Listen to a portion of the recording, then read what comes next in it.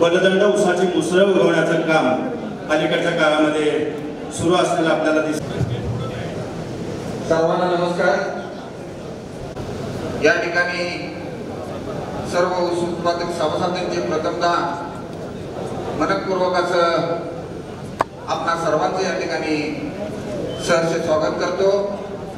विशेषतः ब्रह्मपूरचे ऊस उत्पादक सभासद आपशिंगे, आंबेरी, साप, वेळू, पिंपरी, जयपूर, बोरगाव या सर्व गावांच्या ऊस उत्पादक शेतकरी असतील त्यांचं मनपूर्वक असं मी या ठिकाणी हार्दिक स्वागत करतो।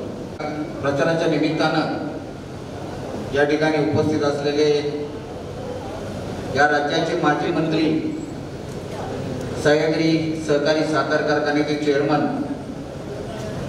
माजी आमदार सन्माननीय बाळासाहेब पाटील या सह्याद्री कारखान्याच्या प्रचाराच्या निमित्ताने या ठिकाणी उपस्थित झाले, त्याबद्दल आपणा सर्वांशी या ठिकाणी संवाद साधण्यासाठी आलेले आहेत त्यांचं मनपूर्वक असं हार्दिक स्वागत करतो।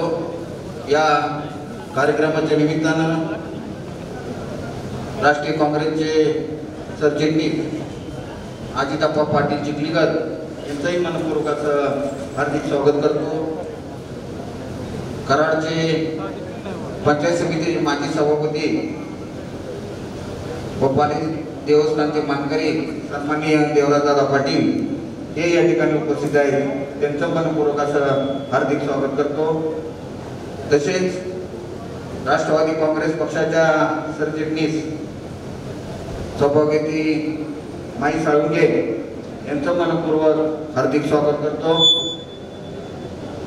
मार्केट कमिटीचे संचालक, कराड मार्केट कमिटी संचालक उद्धवराव फाळके हे या ठिकाणी उपस्थित झाले, त्यांचं मनपूर्वक हार्दिक स्वागत करतो। आमचे सहकारी मित्र सह्याद्री कारखान्याचे माजी संचालक भास्करराव कोरे हे या ठिकाणी उपस्थित आहेत, त्यांचं मनपूर्वक स्वागत करतो। तळबीडचे काँग्रेसचे नेते दुर्गेश मोहिते साहेब हे या ठिकाणी उपस्थित आहेत, त्यांचं मनपूर्वक हार्दिक स्वागत करतो। सह्याद्री कारखान्याचे माजी संचालक लालासाहेब पाटील, महाराष्ट्र राज्य सरपंच परदेशी अध्यक्ष जितेंद्र भोसले, तसेच शाजीराव क्षीरसागर, माजी संचालक वसंतराव कंशे गुरुजी, आपण सर्वजण या ठिकाणी उपस्थित झालात त्याबद्दल आपणा सर्वांचं मनपूर्वक हार्दिक स्वागत करतो। तसेच वाटारगानाचे उमेदवार सन्माननीय कांतीलाल पाटील तात्या, संभाजीराव गायकवाड, रमेश माने, राहुल निकम व आपण सर्व ऊस उत्पादक शेतकरी या ठिकाणी उपस्थित झालात त्याबद्दल आपणा सर्वांचं ब्रह्मपूर नगरीच्या वतीनं मी मनपूर्वक असं हार्दिक स्वागत करतो। मित्रांनो, आपल्याला माहित आहे तसेच या ठिकाणी मार्केट कमिटीचे संचालक व सातारा जिल्हा परिषदेचे माजी अर्ध शिक्षण समिती सभापती, माजी संचालक सह्याद्री कारखाना मनसेराव जगदाळे हे या ठिकाणी उपस्थित झाले, त्यांचं मनपूर्वक असं हार्दिक स्वागत। मित्रांनो, आपल्याला माहिती आहे सह्याद्री कारखान्याची निवडणूक येत्या 5 तारखेला होऊ घातलेली आहे। सह्याद्री कारखान्याबद्दल बोलायचं झालं तर कारखाना हा यशवंतराव चव्हाणांच्या संकल्पनेतून ज्याची धुरा स्वर्गीय पी.डी. पाटील साहेबांच्याकडे दिली 1969 साली या कारखान्याचं रजिस्ट्रेशन झालं। पहिलं काळप 1974 साली झालं आणि सतत 51 वर्ष सह्याद्री सहकारी साखर कारखान्याच्या माध्यमातून 5 तालुक्यातील ऊस उत्पादक शेतकऱ्यांचं जीवनमान उंचवण्याचं काम या सह्याद्री सहकारी साखर कारखान्याच्या माध्यमातून झालेलं आहे। आपण पाहतोय सुरुवातीला 1250 मेट्रिक टनाचा असणारा कारखाना 2500, 5000, 7500 पर्यंत गेला। ऊसाची उपलब्धता जशी वाढत गेली तशी कारखान्याचं एक्सपान्शन वाढत गेलं। गेल्या 5-6 वर्षात आपण पाहतोय ऊसाचं उत्पादन फार वाढतंय, म्हणून 2014 साली 7,500 कारखाना 3,500 पर्यंत करण्याचं काम आपले नेते सन्माननीय या कारखान्याचे चेअरमन बाळासाहेब पाटील यांनी केलं. त्याचं मूर्त स्वरूप 2019 साली या ठिकाणी आलं. आता अंतिम टप्प्यात हे काम पूर्ण झालेलं आहे, बॉयलरचं काम झालेलं आहे. इत्थंभूत माहिती या ठिकाणी ते देतीलच. परंतु मी आपल्याला एवढं सांगतो की सह्याद्री साखर कारखान्याच्या माध्यमातून या 5 तालुक्यात जे ऊस उत्पादक शेतकरी त्यांचं आर्थिक जीवनमान उंचवण्याचं काम या सह्याद्री कारखान्याच्या माध्यमातून झालेलं आहे. परंतु आजकाल आपण पाहतोय सहकारावर आक्रमण करायचं काम या ठिकाणी चालू आहे. सातारा जिल्ह्यात असेल किंवा महाराष्ट्रात असेल, स्वर्गीय पी.डी. पाटील साहेबांनी जो फायदा आखून दिलाय त्याचा विचाराचा वसा आणि वारसा या ठिकाणी आपले चेअरमन सन्माननीय बाळासाहेब पाटील सातत्याने या ठिकाणी करतात. सह्याद्री कारखान्याच्या माध्यमातून या ठिकाणी इथेनॉल प्रकल्प असतील, कॉलेज असेल किंवा डिस्टिलरी असेल, खताची निर्मिती असेल, हे सर्व काम आपल्या सभासदांना देण्याचं काम या ठिकाणी सह्याद्री साखर कारखान्याने नेहमी केलेलं आहे. मित्रांनो, खरं तर सहकार टिकवणं एवढं सोपं नाही.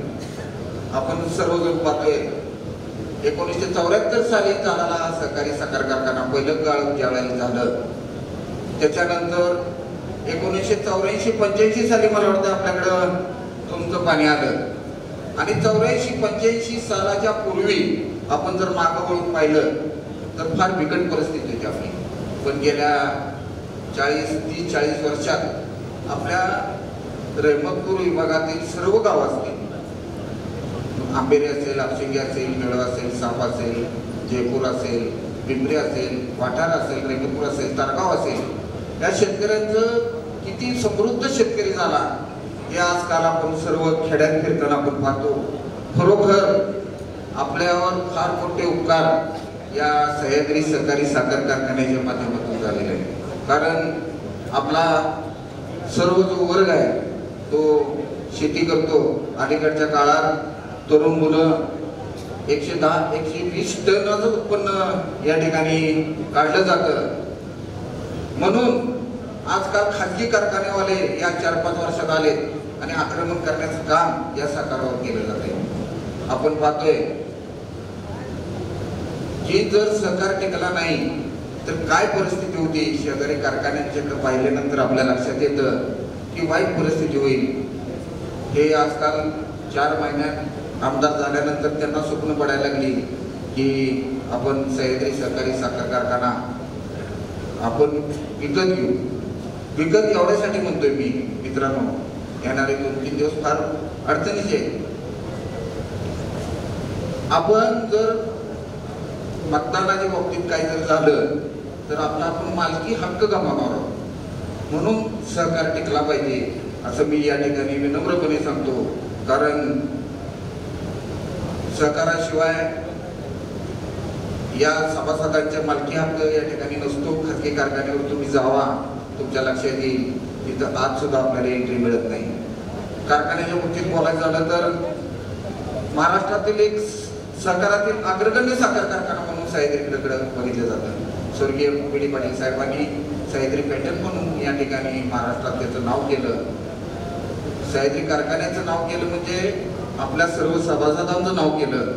त्याच्यानंतर गेले 25-30 वर्षे आपले नेते सन्माननीय बाळासाहेब पाटील या कारखान्याचे धोरण सांभाळतात. त्यांच्या माध्यमातून या कारखान्याचं नाव महाराष्ट्रात केलं गेलेलं आहे. खरं तर रहमतपूरमध्ये सुरुवातीच्या काळात रामदास भोसले संचालक होते, नंदकुमार माने होते, नंतर मी 10 वर्ष होतो. मी गेली 10 वर्ष जवळून मला सह्याद्री सहकारी कारखान्याचा कारभार पाहता आला. किती काटेकोरपणे नियोजन असतं हे मी जवळून पाहिलेलं आहे.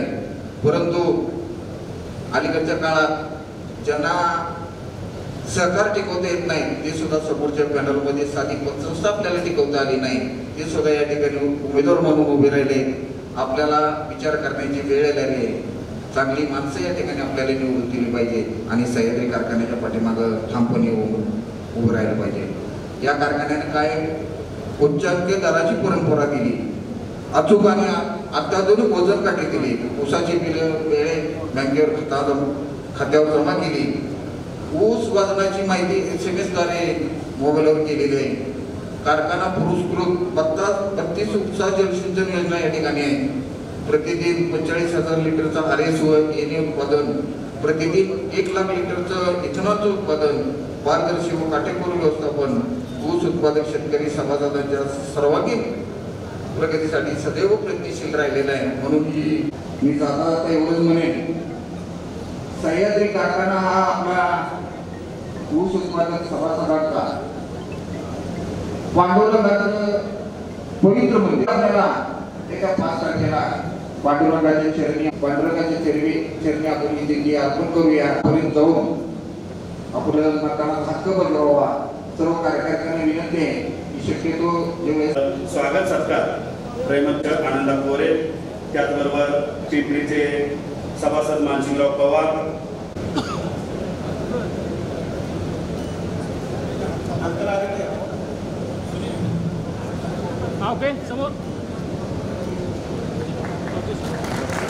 या ठिकाणी आवर्जून उपस्थित असणारे सातारा जिल्हा परिषदेचे माजी शिक्षण आणि अर्थ समितीचे सभापती सन्माननीय मोहितेवाडी अध्यक्ष, त्याचबरोबर कराड पंचायत समितीचे माजी सभापती, पाल देवस्थान राष्ट्रवादी काँग्रेस पार्टीच्या महिला आघाडीच्या नेत्या माई सर, कृपया व्यासपीठावरती या. बागतराव मान्यवरांचं स्वागत. सह्याद्री सहकारी साखर कारखान्याच्या निवडणुकीच्या संदर्भामध्ये आपण एकत्रित जमलेलो आहोत. येत्या शनिवारी आपण मतदान करणार आहोत. यासाठी आपल्याला मार्गदर्शन करण्यासाठी सह्याद्री सहकारी साखर कारखान्याचे चेअरमन, माजी सहकार मंत्री आदरणीय बाळासाहेब पाटील, त्यांच्या समेत असलेले सर्वच मान्यवर सर्व काय त्यांना बोलण्याला वेळ मिळाला म्हणून थोडक्यात बोलतो की येत्या ही जी निवडणूक आहे ही खऱ्या अर्थानं सह्याद्री सहकारी साखर कारखान्याला आगळी आणि वेगळी दिशा देणारी निवडणूक आहे. ज्या लोकांना वाटतं की आम्ही काहीही करू शकतो, त्यांना दाखवून द्यायचं आहे की सह्याद्रीचा सभासद हा अभिमानी आहे, सह्याद्रीचा सभासद हा स्वाभिमानी आहे. सह्याद्रीचा सभासद कुठल्याही शेतपंपाला विकणारा नाही आहे, कुठल्याही शिलाई मशीनला विकणारा नाही आहे, कुठल्याही साड्यांना विकणारा नाही आहे, तर या काळ्या मातीची सेवा करणारा हा एक चांगल्या प्रकारचा आदर्शवादी सभासद आहे. तो मतदार आहे. राजकारण कोणीही करतं, परंतु जे चांगलं आहे, जे सत्य आहे ते मांडण्याची ताकद सुद्धा त्यामध्ये असली पाहिजे, तर समाजाचा एक सर्वांगीण अशा प्रकारचा विकास होत असतो. या सह्याद्री सहकारी साखर कारखान्याच्या संदर्भामध्ये बोलत असताना मला सांगावंसं वाटतं की या महाराष्ट्राचे शिल्पकार, या महाराष्ट्रामध्ये एक सुसंस्कृत असे राजकारणी स्वर्गीय आणि आदरणीय यशोमती चव्हाण साहेब यांच्या संकल्पनेतून निर्माण झालेला हा साखर कारखाना आणि त्यांचे सर्व सहकारी, आणि हा कारखाना निर्माण करत असताना अनेक त्यांचे सहकारी होते. या सर्व सहकाऱ्यांच्या मार्फत एक निर्णय घेण्यात आला. खरोखर हा कारखाना या महाराष्ट्रामध्ये जर आदर्श करायचा असेल, स्वतःच्या ताकदीने उभा करायचा असेल, तर जे सुसंस्कृत आहे, जे LLB आहे, असे आपले स्वर्गीय आदरणीय PD पाटील साहेब यांच्याकडे तेच काम सोपवलं. सर्व त्यांच्या सहकार्याने त्यांना सहकार्य केलं आणि म्हणून आज महाराष्ट्रामध्ये सह्याद्री सहकारी साखर कारखान्याकडे पाहताना एक आपुलकीनं पाहिलं जातं, एक वेगळ्या प्रकारे आदर्श म्हणून पाहिलं जातं. याचं सगळं श्रेय स्वर्गीय यशवंतराव चव्हाण साहेब आणि PD पाटील साहेब. मी परवा एक पत्र पाहिलं, त्या पत्रामध्ये सगळ्यांची नावं लिहिलेली आहेत. आम्हाला अभिमान आहे, जे चव्हाण साहेबांचे सहकारी होते त्यांची नावं लिहिली, आम्हाला रास्त अशा प्रकारचा अभिमान आहे. परंतु ज्या व्यक्तीनं या कारखान्याच्या फाउंडेशन पासून शेवट साखरेच्या साखर बाहेर पडेपर्यंत दिवस आणि रात्र कष्ट केले, त्या आदरणीय PD पाटील साहेबांचं त्यांच्या पत्रकामध्ये नाव नाही. यासारखा कपाळात करंट विचार कोणाचा असू शकतो? बरंच बोलण्यासारखं असतं. पण आम्हाला एवढं स्वाभिमानानं सांगायचं वाटतं की या कारखान्याचा सभासद हा सह्याद्री पॅटर्न जो महाराष्ट्रामध्ये आहे, देशामध्ये आहे, तो अथांग अशा प्रकारे प्रज्वलित करण्याचं काम, तेजस्वी करण्याचं काम आणि आमचा सह्याद्री हा अभिमानानं स्वाभिमानानं सह्याद्री पर्वता एवढाच ताकदीने उभा राहील असं मला या ठिकाणी ठामपणे सांगावंसं वाटतं. मला या ठिकाणी सांगावंसं वाटतं की सह्याद्री सहकारी साखर कारखाना निर्माण करत असताना फक्त कराड उत्तर पुरता झाला असता, कराड दक्षिणच्या दरम्यान काही भाग घेण्याची गरज नव्हती, खटाव तालुक्याचा भाग घेण्याची गरज नव्हती, कोरेगाव तालुक्याचा भाग घेण्याची गरज नव्हती. परंतु चव्हाण साहेबांनी आणि आदरणीय पी.डी. पाटील साहेबांनी सांगितलं की ही जे तालुके आहेत ते आपल्या जवळचे आहेत, सीमेवरचे आहेत, तिथल्याही सभासदांना न्याय मिळाला पाहिजे. आज या रहमतपुरामध्ये एक सर्वांत सुंदर अशा प्रकारचं जे काही चित्र निर्माण झालेलं आहे, मी अभिमानानं आणि स्वाभिमानानं सांगतो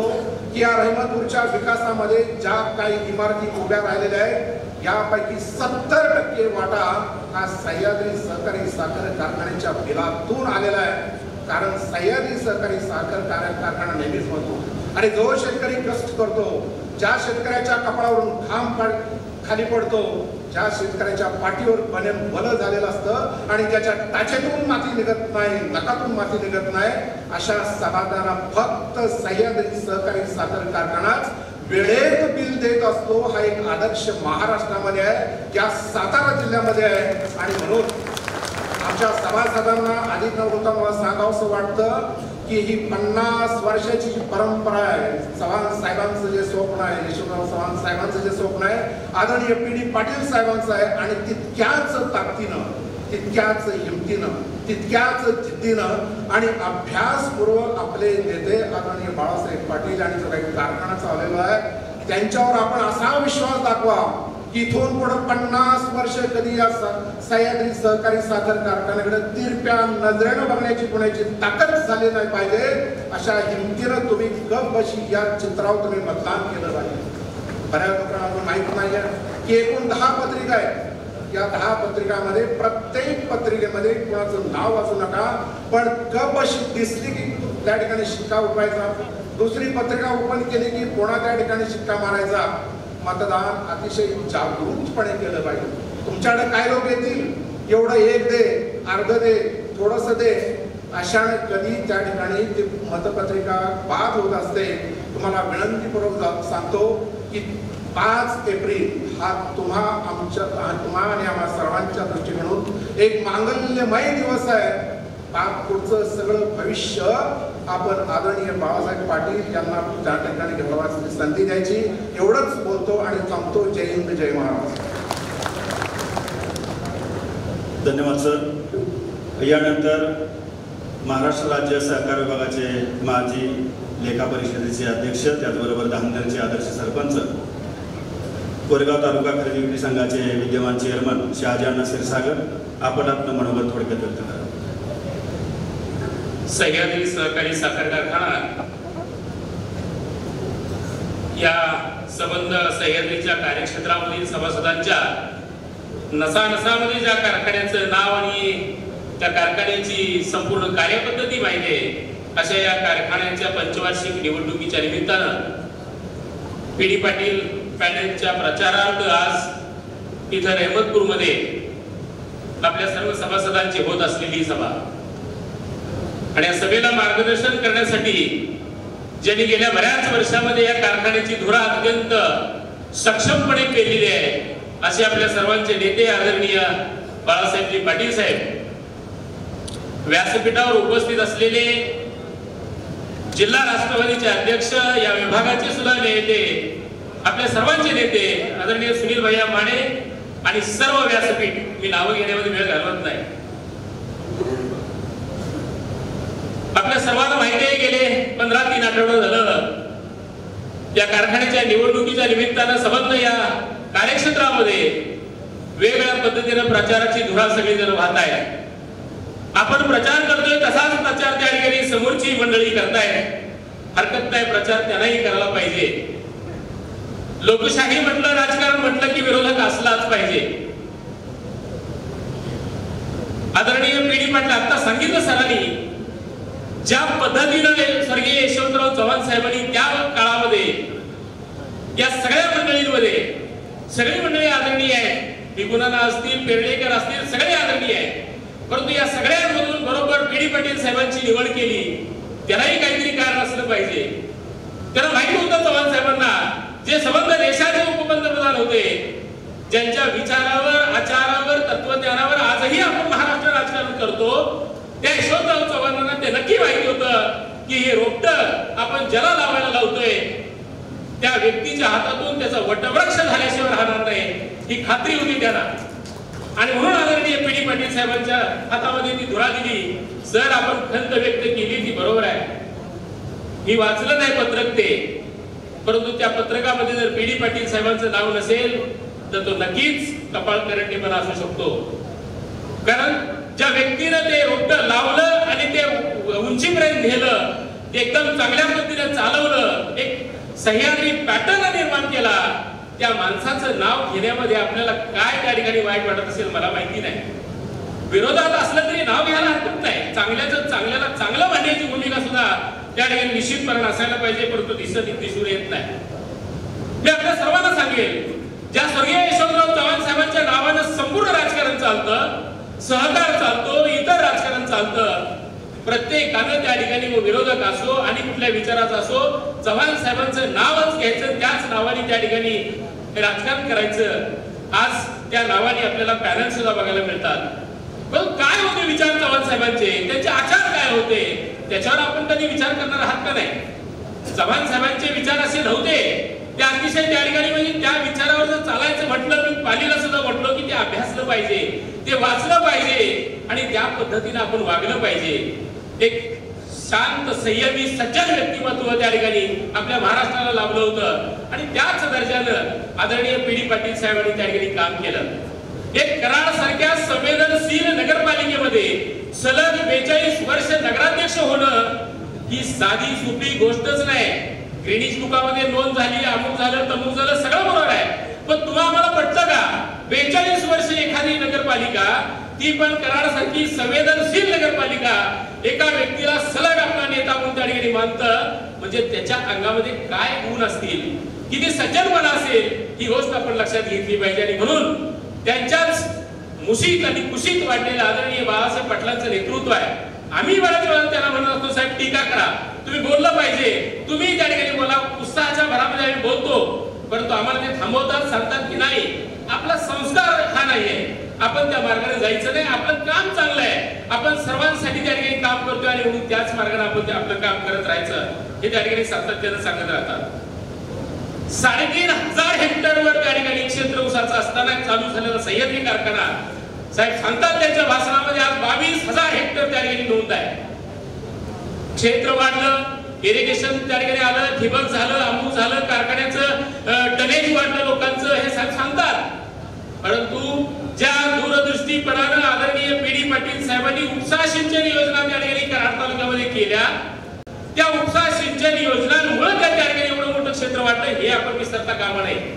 बघा ना किती उपसा. आणि आजही म्हणजे मला कौतुक वाटतं, बाळासाहेब पाटील सहकार मंत्री होते, पणन विभागाचे मंत्री होते, महाराष्ट्राची जबाबदारी त्यांच्यावर होती, तरी सुद्धा या उपसा सिंचन योजनांच्या वार्षिक सभेला ते जात होते, प्रत्येक ठिकाणी वेळ काढून जात होते. का तर त्यांना माहितीये ही उपसा सिंचन योजना माझ्या शेतकऱ्यांची आहे, त्याच्यावर त्या ठिकाणी त्यांचं ऊसाचं पीक येतंय आणि त्यांचं कुटुंब चालतंय, त्याला आपण महत्व दिलं पाहिजे. या अशा व्यक्तींच्यावर तुम्ही त्या ठिकाणी नको त्या पद्धतीची टीका करता. त्यांनी केलेल्या कामावर आपण त्या निश्चितपणे त्याचं विश्लेषण करावं, कधीही विश्लेषण करावं, तेही तयार आहेत, आपणही सगळेजण तयार आहोत. त्या संबंध कराड तालुक्याच्या उपसा सिंचन योजनावर बऱ्याच वेळा त्या ठिकाणी पी.डी. पाटील साहेबांच्या बद्दल बोलताना बोललोय. अभ्यास करण्यासारखी गोष्ट आहे. या इतक्या उत्कृष्टपणाने आज सुद्धा त्या ठिकाणी योजना चाललेल्या आपल्याला बघायला मिळतात. साहेब, आमच्या या विभागामध्ये तोच प्रश्न आहे की जो संबंध कारखाना कार्यक्षेत्रामध्ये आहे, ऊस आमचा लवकर जात नाही. 18 महिने, 19 महिने, काही जण म्हणतात आमचा 20 महिने ऊस जात नाही. आणि बऱ्याच जणांचं असं म्हणणं आहे की आम्ही सभासद आहोत, ऊस उत्पादक आहोत, आमचा ऊस सह्याद्रीलाच गेला पाहिजे, परंतु मग खूप लेट झाल्यामुळे आम्ही इतरत्र घालवतो. इतरत्र घालवण्याबद्दल अजिबात दुमत नाही. का? जोपर्यंत आपली कॅपॅसिटी वाढत नाही तोपर्यंत. आज मी आवर्जून साहेबांनाही सांगेन, तर आपला घास जो आहे तो 7,000 मेट्रिक टनाचा आहे. 8,000 ने कारखाना चालला, 8,000 ने दररोज. तरी त्या ठिकाणी एकूण दिवस जे आहेत हंगामाचे त्याच्यामध्ये किती क्षेत्र गाळलं जाईल हे तुम्ही आम्ही सभासदांनी विचार केला पाहिजे. जेवढं गाळलं जाईल उगा टोळ्या नाही म्हणून आपण ओरडतो की आमच्याकडे टोळीच नाही. एका आमच्या गावात 4च टोळे, पण टोळ्या 10 टाकल्या तर तो ऊस तोडून घेऊन करायचं काय त्याचं, गाळायचं कुठं, हा प्रश्न तुम्ही आम्ही विचारात घेतला. आपण मालक आहोत. आपण ज्यावेळेला कारखान्याचे मालक म्हणून त्या ठिकाणी काम करतो किंवा मालक म्हणून आपण त्या ठिकाणी मिळवतो, आपण आहोतच मालक, 100% मालक आहोत आपण. पण मग मालकानं विचार केला पाहिजे की अरे आता ते शेवटी मनात आणलं एक्सपान्शन झालं असं होत नाही. साहेब सहकार मंत्री होते, सातत्याने त्यांच्याबरोबर मुंबईला वगैरे जाण्याचा योग येत होता. सुभाषराव देशमुख जे भारतीय जनता पक्षाचे सहकार मंत्री होते अखंड 5 वर्षांनी, साहेब का सांगत नाहीत मला कळत नाही. कित्येक वेळा त्यांच्याकडे प्रेझेंटेशन साहेबांनी केलं की आमच्या कारखान्याला एक्सपान्शन साठी आपण परवानगी द्यावी, परंतु दिली गेली नाही. सगळा अभ्यास केला, म्हटले सुद्धा की खरंच तुमच्या इथं ऊस जास्त आहे, पण त्याला परवानगी दिली नाही. पॅरलल साहेब त्या ठिकाणी कोर्टामध्ये गेले होते, हायकोर्टमध्ये, आणि हायकोर्टचा निर्णय लागायच्या अगोदरच सरकार त्या ठिकाणी गेलं, आपलं सरकार आलं आणि त्या सरकारमध्ये साहेब सहकार मंत्री झाले. स्वतः त्या ठिकाणी त्यांनी मंजुरी दिली. हा एक योग आहे.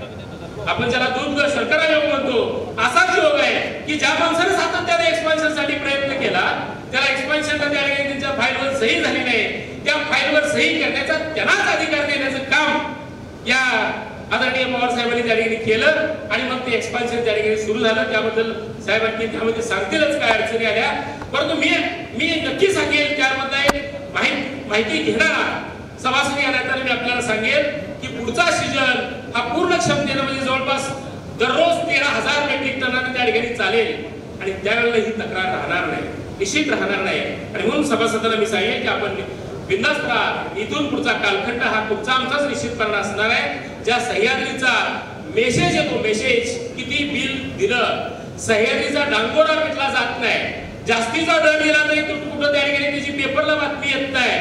सभासदांना मेसेज येतात की एवढा दर दिला, म्हणजे इतकं संयमी नेतृत्व, इतकं शांतपणानं चालणारं नेतृत्व, आणि त्याच्यावर सुद्धा त्या ठिकाणी आपण जर अशा पद्धतीनं विरोधक जर त्या ठिकाणी बोलत असतील तर अतिशय वाईट वाटण्याची गोष्ट आहे. म्हणून तुम्ही आम्ही मनातून पेटून उठलं पाहिजे, तुम्ही आम्ही मनातून ठरवलं पाहिजे की हे चुकीचं चाललंय, हे उपयोगाचं नाही. आज सहकार त्या ठिकाणी महाराष्ट्रामध्ये आपण जर बघायला गेलो तर बऱ्यापैकी बुडीत निघायला लागलाय आणि त्यातून सहकाराचा इतका त्या ठिकाणी उत्कृष्ट कारखाना ज्या माणसाने चालवलेला आहे त्या कारखान्याची धुरा त्यांच्याच हातामध्ये असणं हे अत्यंत गरजेचं आहे. साहेब धामणेरच्या बाबतीमध्ये परत बोलत नाही, परंतु धामणेर हे गाव सह्याद्रीच्या कार्यक्षेत्रामध्ये आहे की नाही याच्यावर पाठीमागच्या कालखंडात कुठेही चर्चा झाली नव्हती. परंतु आदरणीय साहेबांना मी बोलल्यानंतर त्यांनी खूप सगळ्या पाठीमागचे हिस्ट्री सगळी शोधून काढली आणि मग त्याच्यामध्ये लक्षात आलं की कारखाना कार्यक्षेत्र डिव्हायडेशन झाली. भुईंज कारखाना इकडे त्या ठिकाणी किसनगीर कारखाना झाला. त्यावेळेला सह्याद्रीला आमचं गाव तुमच्या कारखान्याकडे नको असं न म्हणणारं धामणेर गाव आहे. आणि मग ते तसंच त्या कार्यक्षेत्रात राहिल्यानंतर मग साहेबांनी सांगितलं की आपण त्या ठिकाणी आता रितसर धामणेरचे सभासद आपण करू शकतो.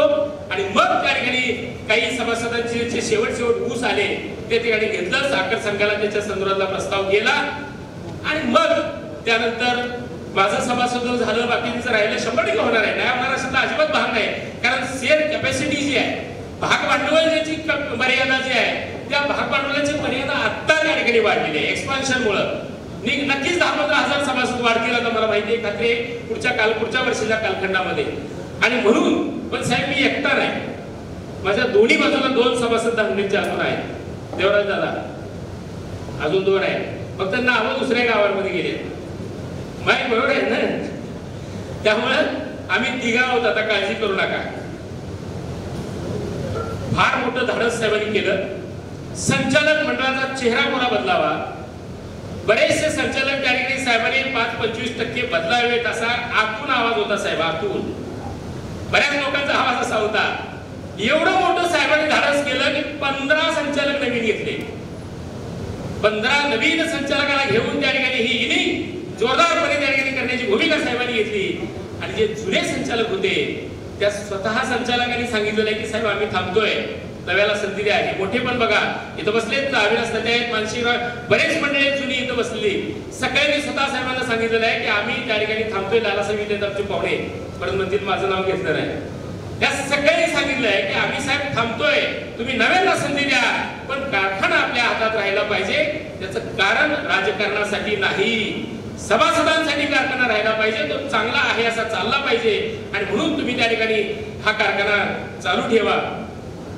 धैर्यशील सुपले तर बसले मागे, मी आवर्जून 1 मिनिट परत बाहेर. मध्यंतरी इथंच मला वाटतंय त्यांचं काहीतरी चुकून प्रवेश झाला असं, मी बावनकुळे कोण असतील ते नाही, अजितदादा आमचे म्हणले ते 50+2 काय विधान भवनमध्ये ते माहित नाही, त्याच्यावर आपल्याला आता बोलायचं नाही. परंतु सुपले साहेबांचा इथे त्या ठिकाणी प्रवेश झाला होता. ते आले ते कार्यक्रमाला आल्यावर त्यांचा प्रवेशच करून टाकला. काही गर्दीमध्ये अशा काही गोष्टी होतात. माझी भेट झाली, मला म्हणले अहो मी कसा काय जाऊ शकतो, माझी विचारसरणी काय. अजितप्पांच्या विचारसरणीमध्ये, काँग्रेसच्या विचारसरणीमध्ये वाढलेला हा व्यक्ती, परंतु झालं ते झालं. मी म्हटलं अरे काय अडचण आहे. बऱ्याच वेळेला आपण म्हणतो म्हणजे दिवसा चुकला असला तरी रात्री घरी येतो, उखाण्यात सांगायची गरज नाही, पण अडचणच काय नाही. म्हणजे मी भैयांना सोडू शकत नाही, भैयांच्या विचारांना सोडू शकत नाही. ही व्यक्ती प्रचंड लेखन करणारी व्यक्ती आहे. राज्यस्तरावर त्या समाजाचं नेतृत्व राज्याच्या समितीवर करून त्या ठिकाणी या सगळ्या काँग्रेस पक्षामध्ये खूप चांगलं काम केलेला हा माणूस आहे. आणि मग परत आता मला मगाशी दिसले, म्हणजे बरं झालं ओरिजिनल ट्रॅक मध्ये आहे तिथंच थांबले.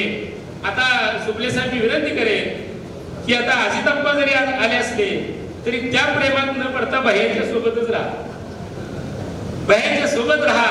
आदरणीय साहेब आपल्या बरोबर आहेतच.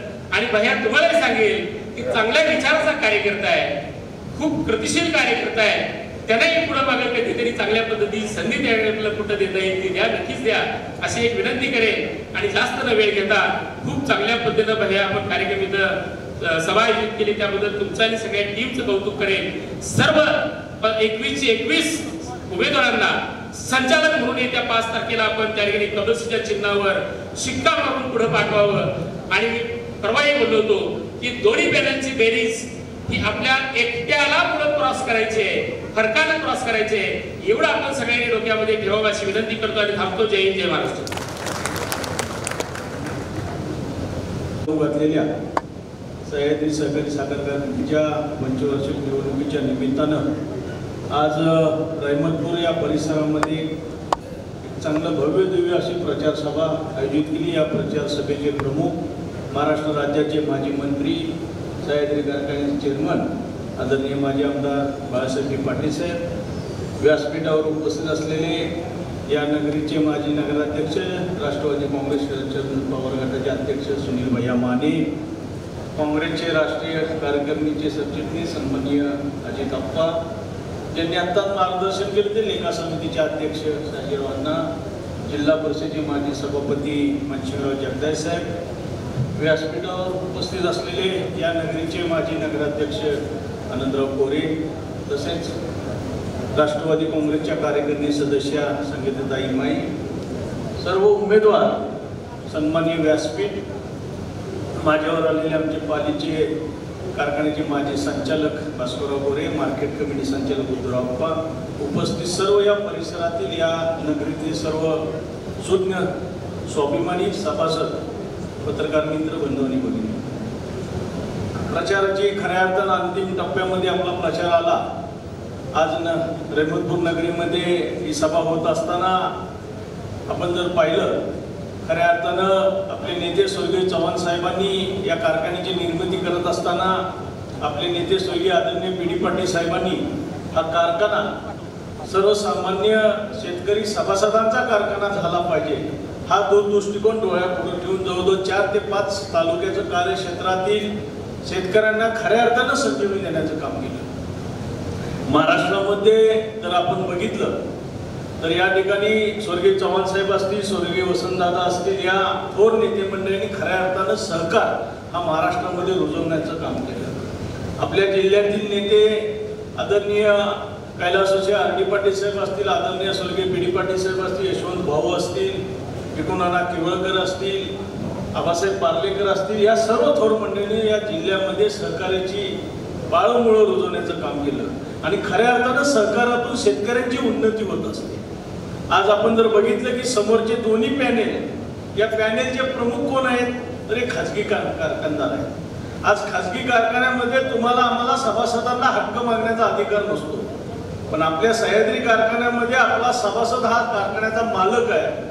तुम्हाला आम्हाला त्या ठिकाणी हक्क मागण्याचा अधिकार आहे. एखादी चांगली संस्था चालवत असताना आदरणीय स्वर्गीय पी.डी. पाटील साहेबांनी या कारखान्याची अभ्यासकृतीतून निर्मिती केली आणि गेले 25 वर्ष या कारखान्याची धुरा आदरणीय आपले नेते बाळासाहेब पाटील साहेब पाहत असताना आपण जर बघितलं, सभासदांचं हित डोळ्यापुढे ठेवून या ठिकाणी त्यांनी काम केलं. राज्यातील अनेक पुरस्कार प्राप्त आपल्या कारखान्यात झाले. पण एखादी चांगली संस्था जर चालत असेल त्या संस्थेला चांगली म्हणण्याची भूमिकाही तुमच्या आमच्या सभासदांमध्ये आहे, परंतु विरोधकांच्या मध्ये नाही. केवळ विरोधाला विरोध करायचा. नुकत्याच झालेल्या विधानसभेच्या निवडणुकीमध्ये अपघातानं एवढ्यासाठी म्हणतो की संपूर्ण महाराष्ट्रामध्ये इव्हेंटचा स्कॅम झाला आणि महाविकास आघाडीला अपयश आलं. मग अपघातानं निवडून आल्यानंतर अहंकार अंगामध्ये घडला आणि म्हणून या ठिकाणी कारखान्याला विरोध करायचा, आदरणीय साहेबांच्यावर कुटुंबावर वैयक्तिक टीका करायची, ही आपली संस्कृती. आम्हालाही टीका करता येते. इथं बसणारे बरेच आमचे चार्य अण्णा असतील, सुनीलबाई, आम्ही सुद्धा टीका करू शकतो, पण आपल्याला एक संस्कार आहेत, एक संस्कृती आहे. आणि म्हणून विरोधकांनी अर्थ जर बघितलं तर त्यांच्या पायाखालची वाळू सरकलेली, त्यांना पुढचा पराभव दिसू लागलेला आहे. म्हणून अनेक वल्गना, खोटी आमिष, टीका टिप्पणी करण्याशिवाय त्यांच्या पुढे पर्याय नाही. परंतु मी आपल्याला एवढं सांगतो की कारखान्याच्या माध्यमातून 30 ते 35 लिफ्ट इरिगेशन योजना या संपूर्ण कार्यक्षेत्रामध्ये साहेबांनी या ठिकाणी निर्माण केल्या. त्याचं कारण काय की शेतकऱ्यांना शेतीला पाणी मिळालं पाहिजे. पाणी मिळाल्यानंतर तुमच्या आमच्या शेतकऱ्यांची उन्नती त्या ठिकाणी होत असते. हा दृष्टिकोन अभ्यासवृत्तीनं हा कारखाना चालवत असताना आज आपण बघितलं सभासदांचंही जोपासण्याचं काम केलं. साहेबांनी या ठिकाणी कार्यक्षेत्रामध्ये जवळजवळ 80च्या वर सभा घेतल्यानंतर जेन्युन लोकांची अडचण की आमचा ऊस वेळ जात नाही. वस्तुती खरे की सुरुवातीचं 3500 हेक्टर क्षेत्राची नोंद आज जर आपण बघितली, आपल्या कारखान्याला 22,000 हेक्टर नोंद त्या ठिकाणी. आणि म्हणून या ठिकाणी सभासदांच्या विश्वासाच्या जोरावर आदरणीय संचालक मंडळाने साहेबांनी या ठिकाणी एक्सपान्शन घेतलं आणि हा जी ऊस तोडीची अडचण ही भविष्यामध्ये आपली या ठिकाणी दूर होणार आहे. कारखान्याच्या माध्यमातून 50 वर्ष झाल्यानंतर सुद्धा हा चांगला निर्णय घेतला की आमच्या सर्व सुज्ञ सभासदांना 1 एप्रिल पासून घरपोच मोफत साखर त्या ठिकाणी देण्याचा निर्णय घेतला. हे सुद्धा विरोधकांना बघवत नाही, त्याच्यावेळी टीका टिप्पणी करायची. म्हणजे कायम कावीळ झाल्यानंतर ज्या पद्धतीनं सगळ्याला त्या व्यक्तीला पिवळं दिसतं तसं विरोधकांना या ठिकाणी पिवळं दिसतं. पण मी आपल्याला सांगू इच्छितो, आज सकाळी आमच्या गावामध्ये मी उदाहरण देतो, गावामध्ये फिरत असताना एक सर्वसामान्य सभासद त्या ठिकाणी मी त्याच्या पुढे गेलो. तो कुठल्या राजकारणात नसतो, ग्रामपंचायत सोसायटीत कशालाही नसतो. त्यांना आम्ही विनंती केली की आपली कपाशी चिन्ह लक्षात ठेवा, पी.डी. पाटील पॅनेलला सहकार्य करा. त्याने एकच उद्गार काढले, अण्णा भैया की कारखाना हा चांगला चाललेला आहे आणि आमची इच्छा आहे की आम्ही दुसऱ्या चोरांच्या हातात कारखाना देणार नाही, त्यामुळे पी.डी. पाटील पॅनेलच्या पाठीशी आम्ही ही सभासदांचं मत पक्क झालेलं आहे. आणि स्वाभिमानी हा कराड उत्तर मतदारसंघातील या कारखान्याचा कार्यक्षेत्रातील सभासद हा स्वाभिमान आहे आणि तो स्वाभिमान आपल्याला उद्याच्या 5 तारखेला जपायचा आहे. आज या ठिकाणी आपल्याला सांगू इच्छितो की या कारखान्यामध्ये यशवंत विचार आहे, तो यशवंत विचारचा वारसा जपण्याचं काम आमचे सर्व सुज्ञ सभासद या मतदारसंघातील या कार्यक्षेत्रातील करतील हा विश्वास व्यक्त या ठिकाणी करतो. आपल्याला सर्वांना एकच सांगतो की उद्याच्या 5 तारखेला आपल्याला मतदान करत असताना सकाळी 8 ते 5 फक्त कपाशी चिन्ह बघायचं. 10 मतपत्रिकेमध्ये संख्या, नावं काही बघू नका. फक्त प्रत्येक मतपत्रिकेवर कपाशी चिन्ह बघून शिक्का उठवून आपल्याला 21 मतं त्या ठिकाणी द्यायचे. वयस्कर जे काही आपले वयोवृद्ध लोक आहेत त्यांना सुद्धा आपल्या कुटुंबातील लोकांनी आपल्या सहकार्याने त्या ठिकाणी मतदान करावं. वर्गावे असणाऱ्यांना सुद्धा आपण विनंती करावी आणि आपण या ठिकाणी पुन्हा एकदा आदरणीय आपले नेते बाळासाहेब पाटील साहेबांचे हात बळकट करावे एवढीच विनंती या ठिकाणी करतो. आम्हाला या सभेला बोलवलं, मान सन्मान केला त्याबद्दल रहमतपूरकरांचे मनापासून आभार व्यक्त करून मी माझे थोडक्यात 2 शब्द संपवतो. जय हिंद, जय महाराष्ट्र. विचार मंचावरील आदरणीय सन्माननीय माननीय बाळासाहेबजी पाटील साहेब, व्यासपीठावरील सर्व सन्माननीय, येथे उपस्थित असलेले सर्व सन्माननीय बंधू आणि भगिनींनो, अजिबात जास्त वेळ घेणार नाही कारण साहेबांना विस्तृत बोलता यावं आणि अजिताप्पांचंही आपल्याला सगळ्यांना भाषण ऐकायचं आहे, त्यामुळे अजिबात वेळ घेणार नाही.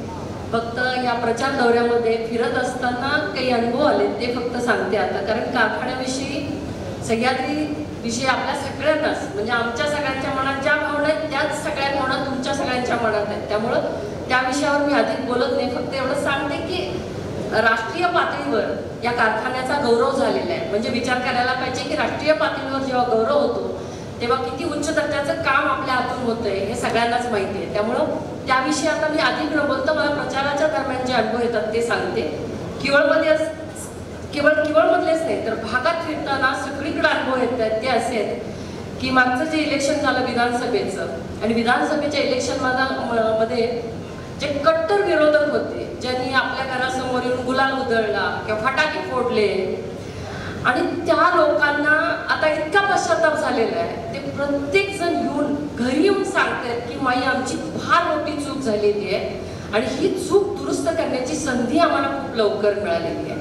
कारण ती जी चूक केली त्याच्या संबंधात आम्ही जे काही भोगतोय ते आमचं आम्हाला माहिती आहे, पण आम्हाला हे कुठं बोलता सुद्धा येत नाही. त्यामुळं ही चूक आम्ही आता निश्चितपणे दुरुस्त करणार आहे आणि अतिशय स्वाभिमानानं आम्ही ही चूक दुरुस्त करणार आहे. कुठल्याही आमिषाला आम्ही बळी पडणार नाही असं प्रत्येक गावातून कट्टर विरोधक असणारे लोक येऊन सांगायला लागल्यात. यातच आपलं यश आहे. त्यामुळे मला पूर्ण खात्री आहे की हे जे इलेक्शन आहे अतिशय स्वाभिमानानं लढलं जाईल, कुठल्याही प्रकारे आपण झुकणार नाही याची मला पूर्ण खात्री आहे. येत्या 5 तारखेला कपशी या चिन्हावर आपले 21 उमेदवार आहेत. न मोजता फक्त कपशी दिसली की शिक्का मारायचंय. कुणी काहीही अपप्रचार केला, कुणी काहीही सांगितलं एक मत द्या वगैरे तर त्याला कुणीही भुलायचं नाहीये, नाहीतर मतदान संपूर्ण आपल्या मतपत्रिका बाद होऊ शकते. ही काळजी आपण सगळ्यांनीच घ्यायची आहे. आता अधिक वेळ न घेता 6 तारखेच्या गुलालामध्ये आपण सगळ्यांनी पुन्हा एकदा भेटायचंय आणि आनंदोत्सव साजरा करायचा इतकंच शुभेच्छा द्यायची सदिच्छा व्यक्त करते. आणि सुनील भैया आम्हाला इथं खूप चांगल्या प्रकारे ही सभा तुम्ही आयोजन खूप सुंदर केलेलं आहे, आम्हाला इथं सन्मानित केलं, यासाठी आपल्या सगळ्यांचेच आभार मानते आणि थांबते. धन्यवाद. जय हिंद, जय महाराष्ट्र. सहकारी साखर कारखान्याच्या पंचवार्षिक निवडणुकीचे पीडी पाटील पॅनलचे प्रमुख, राज्याचे माजी सहकार मंत्री, सह्याद्री सहकारी साखर कारखान्याचे चेअरमन, सातारा जिल्हा मध्यवर्ती बँकेचे संचालक आणि पीडी पाटील पॅनलचे उमेदवार श्री बाळासाहेब पाटील, सुनील भैया माने, सर्व सन्मान्य व्यासपीठ आणि रहमतपूर परिसर येथील सह्याद्री सहकारी साखर कारखान्याचे सूत्र सभासद, आपण 2 महिन्यापासून सह्याद्री कारखान्याची निवडणूक लागल्यानंतर जत्रा येण्यापूर्वी एक आघात आला. आघात आल्यानंतर काय घुमायला लागली आणि मग ती रात्री झोपेत उठून पळायला लागली की मी उद्या चेअरमन होणार. आणि मगाशी दैत्यवर दादांनी सांगितलं की ईव्हीएम स्कॅनचे प्रॉडक्ट आपल्याकडे निवडून आले, चुकून गट्टी गणित गेली. त्यांना वाटलं गदी बी आपली आणि गट्टी बी आपली, मग दुसरी गद हुडकायला लागली. पण कैलासवासी यशवंतरावजी चव्हाण यांनी माझ्या शेतकऱ्यांचं भलं झालं पाहिजे म्हणून सह्याद्री सहकारी साखर कारखान्याची स्थापना केली. माझ्या शेतकऱ्याच्या उभी रहमतपूरला काय होतं, शाळा उठत्या भीमुख, आणि चव्हाण साहेबांनी थोप गणेश की धरणं बांधल्यानंतर तुमच्या आमच्या वापुऱ्यापर्यंत पाणी आणलं, हे जलन आहे. मग आपण बघितलं की बाहेर जणांनी आता उल्लेख केला की ह्याला काय झालं की टुळे खाजगी साखर कारखानदार आहे खाजगी साखर कारखानदारांनी ठरवलं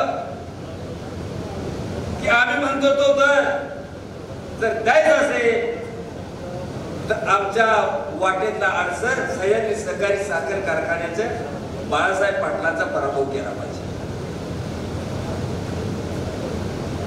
आपण पाहतो पंचगंगा सहकारी साखर कारखाना वसंतदादा, वारणा, नागेवाडी, तुर्ची आणि भुईंज काय चालले?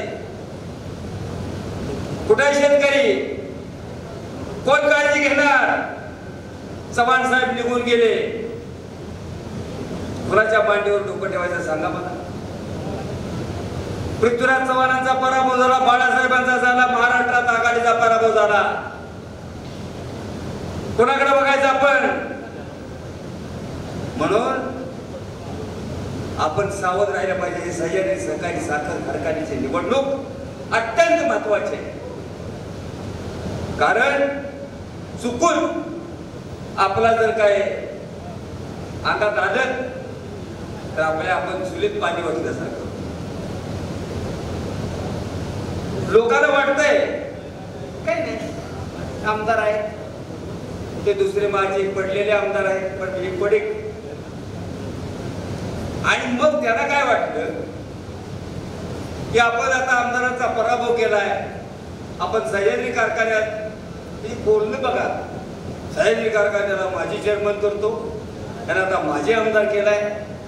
आम्ही आता फिरतोय महिनाभर, पालीची सभा बघितली, लोकांनी निर्णय घेतलाय, तुम्हाला आता माझे आमदार केल्याशिवाय हा परिसर सोडणार नाही एवढी खात्री घ्या. आणि टोळी नाही. आता 2 महिन्यापासून आपण पेपर असतो, टीव्ही असतो, वाल्मिक आहे, वाल्मिक कराड मागा आहे, वाल्मिक कराड मागा आहे. गंमत आहे. आणि आता भांडण कुणाचं? आम्ही त्यांच्यावर टीका करत नाही. ज्या नावात बसलं नदी पार झाले की नावाड्याच्या टिंब टिंब. काय का नाही? खरं आहे का खोटं आहे? आम्ही तुम्ही यांच्यावर विश्वास ठेवणार का? तुम्ही 2 महिन्यापूर्वी 2 वर्षात तुम्ही या भागात टोळ्या आणल्या का? तुम्ही सह्याद्री साखर कारखान्याच्या दराबाबत चर्चा करा, प्रशासनाबाबत चर्चा करा, तुम्ही आणखी काय असेल त्याच्याबाबत उघड चर्चा करा. सह्याद्री सहकारी साखर कारखान्यानं 3254 दिलाय आणि तुम्ही 28 दिलाय. हे खरं आहे का खोटं आहे? आणि मग कुठल्या तुम्ही दराबद्दल बोला ना.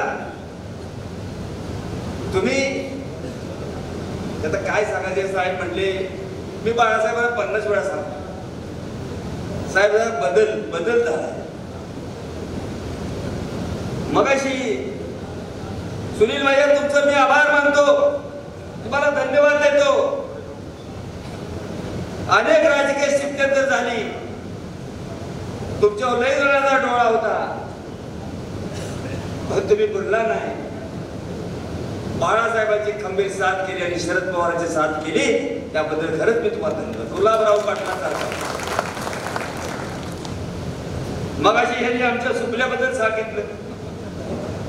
लग्नात बायको बाय पोरगी बदलून चालत नाही, म्हणजे सुपल्या आमचाच राहणार. विचारा त्याला. आणि असं लग्नात गेल्यावर लग्न ठरवायचे नसते. आपल्याला बाळासाहेब पाटलांनी बरं, खरं साहेब निवडणूक लागली, बरं झालं. तुम्ही जनरल सभेला मुद्द्याचं बोलता, विषयाचं बोलता, पण या वेळेला तुमची भूमिका सह्याद्री सहकारी साखर कारखाना नेमका कुठे आहे आणि समोरच्याचा प्रचार कुठे आहे याचं विश्लेषण तुम्ही करताय. अतिशय चांगलं आहे. लगा त्यांचं काय सांगू तुम्हाला, बोलायला मला म्हणजे जरा एक कुठे चव्हाण साहेबांच्या पुढे, पी डी पाटील साहेबांच्या पुढे सह्याद्री कारखान्याची इमारत त्याचं जीवन चालतं, त्याला बघून उपासना दंड आणि बैठक करता आले का? आम्ही काय केरळच आहे का? बाळासाहेबांना तू सांगितलं असतंस मी निघालोय, माझा विजय झालाय, ती माझी त्याची मला मस्ती आहे, तुम्ही कुठे आहे? तुम्ही मी साखर कारखाना निघालोय, तुम्ही या बाळासाहेब आले असते, उत्तराखंड मी कुस्ती करायला तयार आहे. काय चाललंय इतका उन्माद? अरे या जिल्ह्यात केशवराव अण्णा असतील, विलास काका असतील, प्रताप भाऊ असतील, पी.डी. पाटील असतील, शंकरराव अण्णा, दत्ताजीराव बर्गे, किती दाबाईसिंग महाराज, किती मोठे आमदार बघितले पाटणकरांचे, किती सहनशील आमदार, किती. आणि ही जननायक, लोकनायक, बाबळच्या झाडा, लिंबाच्या झाडा, हनगरवाडी, धनगरवाडी, का त्याचं स्पेलिंग तरी सांगा आम्हाला. हनगरवाडी कुठे आहे सांगा. बाळासाहेब निष्क्रिय आमदार काही केले नाही. मी पाण्याचा प्रश्न सोडवणार. हो बरोबर आहे, 3 महिन्यापूर्वी फडणवीसांच्या हस्ते धोम धरण बांधलं. काय का लवाडच्या आईला ओला तिखट होता. आणि परवा आमच्याकडं काय ते जलपूजन घेतलं, गायकवाड वाढलं तुमच्या आमच्या हात देऊ. आणि म्हणजे बँड पाणी 7 तासाचं, बँड वाजला 12 तास. पाणी पुजलं, 5-6 तास पाणी आलं. पाणी जरूर पुजा, टीका कशाला करता? पाणी पुजल्यानंतर आपल्या आया भगिनी, माया भगिनी आल्या होत्या पाणी पुजायला. ब्लाऊज आणि नारळ, त्या चोळीचं खण, नारळ सोडलं, पाणी गेलं निघून, नारळ तसंच आहे त्यातून जाऊन बाकी. सुपारी बँड, लग्नापुरती सुपारी, निवडणूक आणि चालला होता. पण तुम्ही आम्ही विचार करणार आहोत की नाही? ते खाजगी साखर कारखानदारी चव्हाण साहेबांनी म्हणून दिली. याच्या अगोदर होते ना, पट्टण शुगर होता, कोल्हापूर शुगर होता, रावळगाव होता, आपटे होता, हे सगळे साखर कारखाने चव्हाण साहेबांनी मोडून काढली म्हणजे रद्द केली आणि शेतकऱ्याच्या मालकीच्या साखर कारखाने उभे केले. आता रहमतपूर असेल, चिखली असेल, सर्व परिसरात शेतकऱ्यांचे जे बंगले आहेत ते जे उभे आहेत, तुम्ही आम्ही काय अरुण गवळीचे भाव आहे काय? आपण काय 2 नंबर वाले? अरे सह्याद्री सहकारी साखर कारखाना यशवंतराव चव्हाण साहेबांचे पुण्य आहे. त्यांनी आम्हाला सांगितलं मी धरण बांधतोय, तुमच्या प्राणापर्यंत पाणी आणलं, तुम्ही तुमचं शेतकी सांभाळा, मग तुमची मुलं इंजिनियर झाली, डॉक्टर झाली. ही गंमत आहे का हो? 3 महिने झालं तुझं पाणी. आणि आधी काय सह्याद्री बंद होता. म्हणून तुम्हाला सांगतो की आपण, तुम्ही दिला 2800 दर, बाळासाहेबांनी दिला 3254. आणि सह्याद्री साखर कारखाना ते 2-3 दिवस पेपर वाचतोय मी. सह्याद्री कारखान्याच्या बाजूला जी जमीन आहे तिथे आम्ही मोठे उद्योग उभे करू. ते टाटाचे चुलते पुणते. सह्याद्री सहकारी साखर कारखान्याची जमीन मालक 32,000 सभासद आहे. ते काही खाजगी नाही. जर चुकला तर थोडं जी जमीन आहे रेल्वे स्टेशनच्या बाजूला, मनोज टावर, पाठीमाग वर्धन हाइट्स, आणि आपण चुना घेऊन बाहेर निघायचं. ते गमतीचं सांगत नाही तुम्हाला, तीच सांगते. आमचा काय एक्सपान्शनला जनरल सभेमध्ये हेच विरोध करायचे त्यांच्या हस्तकामाला. काय करायचं बरोबर? पण सर्व सभासदांनी सांगितलं आम्हाला एक्सपान्शन पाहिजे. एक्सपान्शन दिलं. बाळासाहेब आमदार असताना भाजप शिवसेनेचं सरकार होतं. सोलापूरचे तत्वशील सज्जन मंत्री होते सुभाषराव देशमुख. बाळासाहेबांना सांगितलं तुम्हाला एक्सपान्शन देतो, फडणवीस साहेबांची गाठ घ्या. गाठ घ्या तर तुम्ही भाजपमध्ये या. बाळासाहेबांनी सांगितलं मी पी.डी. पाटील साहेबांचा मुलगा आहे, मी यशवंतराव चव्हाणांचा विचार जपतोय, परवानगी मिळाली नाही मिळाली तर बेहतर, पण मी विचार यशवंत विचार सोडणार नाही म्हणून ते एक्सपान्शन. पवार साहेबांनी त्याला सहकार पडण बनायची जबाबदारी दिली, त्यांच्याकडे खातं आलं, स्वतःच्या सहीने जो अर्ज होता तो मंजूर केला आणि तुम्हाला पुढच्या वर्षापासून म्हणजे येत्या सीझन पासून आपल्याला आता तक्रार राहणार नाही की आता आमचा ऊस लेट गेला, एक्सपान्शन सुरू झालं. बरोबर.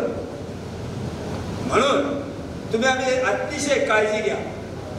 हे सगळं मी परवा वाचलं अहमदपूरमध्ये हलगीनंच वागत झालं. हलगी आले का कुठं कशा करतात. पूर्वी असं इलेक्शन आम्ही बघितलं नाही. साखर शेतकऱ्याच्या सभासदाचे इलेक्शन आहे म्हणून तुम्ही बाळासाहेब पाटलांचे हात बळकट केले पाहिजे. या वेळेला 25 वर्ष आमदार आहे. 25 वर्ष साखर कारखान्याचे चेअरमन. 25 वर्ष साखर सम्राटासारखा दिसत नाही. माझं एकच ध्येय आहे, मी चेअरमन कुणाला बी करीन, माझ्या भावाला एमडी करीन आणि तुम्हाला लुटल्याशिवाय राहणार नाही हे ध्येय. तुमचा चेअरमन सांगा, उमेदवार सांगा, कोण तुम्ही चेअरमन करणार. आमचा चेअरमन पदाचे उमेदवार आहे. संचालक बरोबर आहे का पुला नाही का गॅटमेट नाही ना. मग ही भूमिका आहे. आपला निर्णय पक्का आहे. आम्ही कोणाच्या हातात सूत्र देणार. ज्यानं 25 वर्ष आमची राखण केली, आमची काळजी घेतली, आमच्या अडचणीला धावला, ते बाळासाहेबाला आम्ही मदत करणार आहोत. दुसऱ्या कुणालाही मदत करणार नाही. आणि तुम्ही एक लक्षात ठेवा, ही अतिशय चांगली झाली निवडणूक लागली. कारण 3 महिन्यातच कळलं बाळाचं पाय कसं पायण्याच्या बाहेर आहे. म्हणून तुम्ही आम्ही सावध राहिलं पाहिजे. आणि सुनील भैया, तुमचं मी पुन्हा एकदा आभार, तुमच्या सर्व संयोजकांचे मी आभार मानतो. आम्हाला तुम्ही निमंत्रित केलं आणि 2 शब्द बोलण्याची संधी दिली, त्याबद्दल मी आभार मानून मी माझं भाषण संपवतो. जय देव. कधी कधी आपल्या सर्वांच्या अर्धवाहिनी सह्याद्री सहकारी कारखान्याचं पंचवार्षिक निवडणूक 5 तारखेला होते. पेढी पाटील यांच्या प्रचाराचे निमित्त उपस्थित आपल्या सर्वांचे नेते, या राज्याचे माजी सहकार मंत्री आदरणीय बाळासाहेब पाटील साहेब, मंचकार उपस्थित सर्व आदरणीय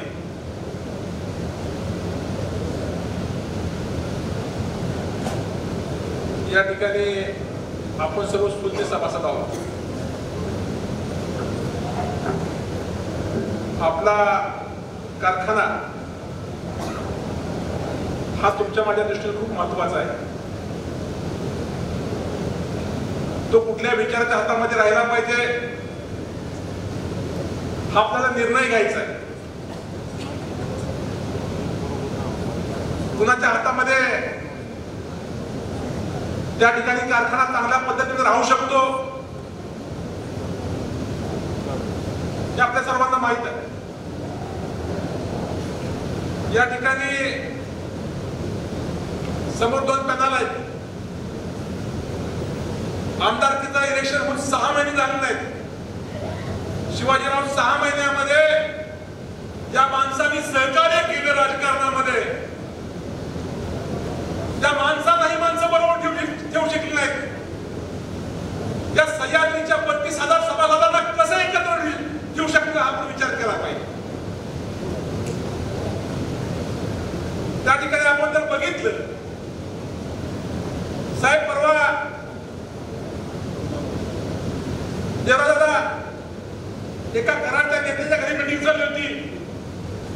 त्या मीटिंग मध्ये या मतदारसंघाचे विद्यमान आमदार त्यांचे बंधूंनी हिशेब काढला की म्हणजे सह्याद्री कारखान्याची प्रॉपर्टी 1600 कोटीची आहे. तुम्ही कारखान्याचे इलेक्शन लढताय का कारखान्याच्या प्रॉपर्टीचं व्हॅल्युएशन करताय? म्हणजे या ठिकाणी आदरणीय पीडी साहेबांनी त्यांच्या दूरदृष्टीनं या कारखान्याची वाढ केली.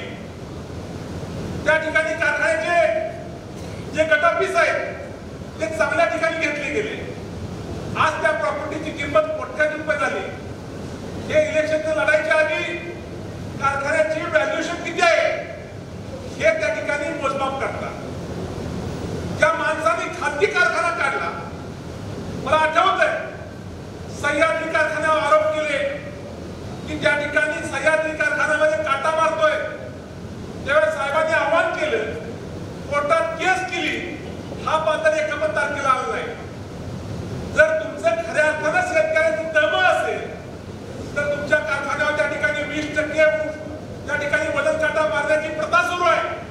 तुमची हिंमत असेल तर त्या ठिकाणी गव्हर्नमेंटचा काटा बसवा आणि खऱ्या अर्थानं शेतकऱ्याचं काय आहे ते तुम्ही दाखवून द्या. का त्या ठिकाणी एका अधिकाऱ्याला मारहाण झाली? का झाली मारहाण? तो शेतकऱ्याचा मुलगा होता. त्या ठिकाणी जो काटा मारला त्या काटा मारण्यामध्ये हिशेबात काहीतरी गफलत झाली आणि त्या गफलतीमध्ये मारहाण झाली. आणि जे 2800 भाव शेतकऱ्याला भाव देतोय तो 3200 रुपयाच्या कारखान्याची रेशील लढवा निघालाय. आपण 2 फोटे बघितले. मोहिते साहेब एका पट्ट्याने कारखाना चालवाय दिलाय. म्हणजे ज्या वडिलांनी कारखाना काढला ते कारखाना चालवू शकले नाही. त्या ठिकाणी कारखाना एका कंपनीला चालवायचा आहे, खाजगी कंपनीला. तसं ज्या पिढी पाटलांनी हा कारखाना उभा केला तो कारखाना बाळासाहेबांनी कधी चालवाय गेला नाही. ही भूमिका आपली महत्वाची आहे.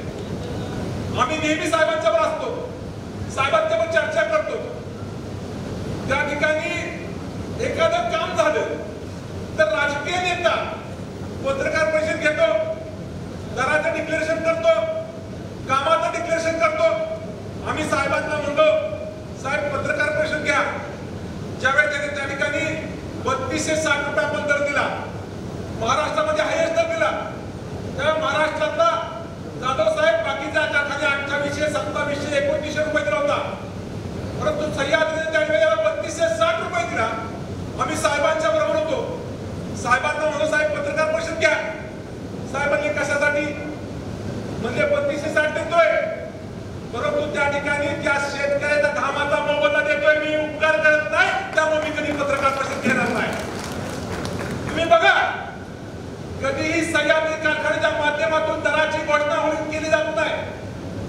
त्या ठिकाणी आदरणीय पिढी पाटलांनी, चव्हाण साहेबांनी जो मापदंड घालून दिलाय त्या मापदंडाच्या माध्यमातून कारखाना त्या ठिकाणी चालवण्याचं काम आदरणीय बाळासाहेब करतात. या कारखान्याच्या माध्यमातून अनेक कुटुंबाचं कल्याण झालं. शैक्षणिक असेल, सामाजिक असेल, आर्थिक असेल, उन्नती झाली. साहेब मला आठवतंय आमच्या वाड्यातली एक मुलगी होती निकटराव माने म्हणून, त्यांची देवराज पाटील ज्यावेळी तिला 12वीला एवढे मार्क पडले की आम्हाला कुणाला वाईट नव्हतं एवढी ही मुलगी हुशार आहे. आणि त्यावेळेला शेती खूप चिरायची बागायत नव्हती. त्यावेळेला दादांना कोणी सांगितलं राम कदम आहे, बरोबर ना? राम कदमांना घेऊन गेले पिढी साहेबांच्याकडे. या मुलीला एवढे मार्क पडले, तिला शैक्षणिकला मदत करा. साहेब त्या ठिकाणी पिढी पाटलांनी कारखान्याच्या माध्यमातून मदत केली आणि ती मुलगी बीजे मेडिकलला MBBS झाली, MS झाली. साहेब त्याच्या पुढचं सांगतो, त्या मुलीचं लग्न झालं त्या कुटुंबातल्या भाच्यावर तो जगातला मोठा कंपनीला उद्योगपती आहे बिग हिल नावाच्या, की जे अँटीव्हायरस सॉफ्टवेअर तयार करतात, त्या कंपनीच्या मालकावर त्या मुलीचं लग्न झालं. त्यावेळी पिढी साहेबांनी मदत केली असती, त्या ठिकाणी कारखान्याच्या माध्यमातून मदत केली असती तर मुलगी त्या MBBS झाली असती का? खऱ्या अर्थानं त्या ठिकाणी अनेक प्रपंच उभे करण्याचं काम आदरणीय पिढी साहेबांनी केलं. माणसांच्या शेताला रस्ते असतील, अनेक शैक्षणिक काम केले. आपण जर बघितलं त्या ठिकाणी सह्याद्री कारखान्याच्या माध्यमातून त्या ठिकाणी गव्हर्नमेंटच्या माध्यमातून ऍग्रिकल्चर कॉलेज काढले गेले. परंतु महाराष्ट्रामध्ये ज्या ज्या कारखान्याने कॉलेज काढली त्या कारखान्याचं कॉलेजचं ट्रस्ट वेगळं आहे आणि कारखाना वेगळा आहे. महाराष्ट्रातला एकमेव उदाहरण आहे की सह्याद्री त्या कारखान्याच्या माध्यमातून जे कॉलेज काढलं गेलं ते कॉलेज कारखान्याचा आहे भाऊ. त्या ठिकाणी ते वेगळं ट्रस्ट करण्याचं काम आता ते बाळासाहेब पाटलांनी केलं नाही. त्या ठिकाणी त्या मतदारसंघाच्या माणसाला, सभासदाच्या मुलाला त्या ठिकाणी ऍग्रिकल्चर अधिकारी होण्यासाठी मदत करण्याची भूमिका आदरणीय साहेबांनी घेतली. मला विनंती करायचंय, समोरची माणसं कशी आहेत बघा, की राजकारणामध्ये उन्मत्त झाले, त्यांचे हात आबाळ टेकले. त्यांना वाटतंय की सामान्य माणसाला आम्ही खरेदी करू शकतो. या देशामध्ये लोकशाहीमध्ये डॉक्टर बाबासाहेब आंबेडकरांनी आपल्याला मताचा अधिकार दिलाय, त्यांचं बरोबर आहे. त्यांना वाटतंय आम्ही गेले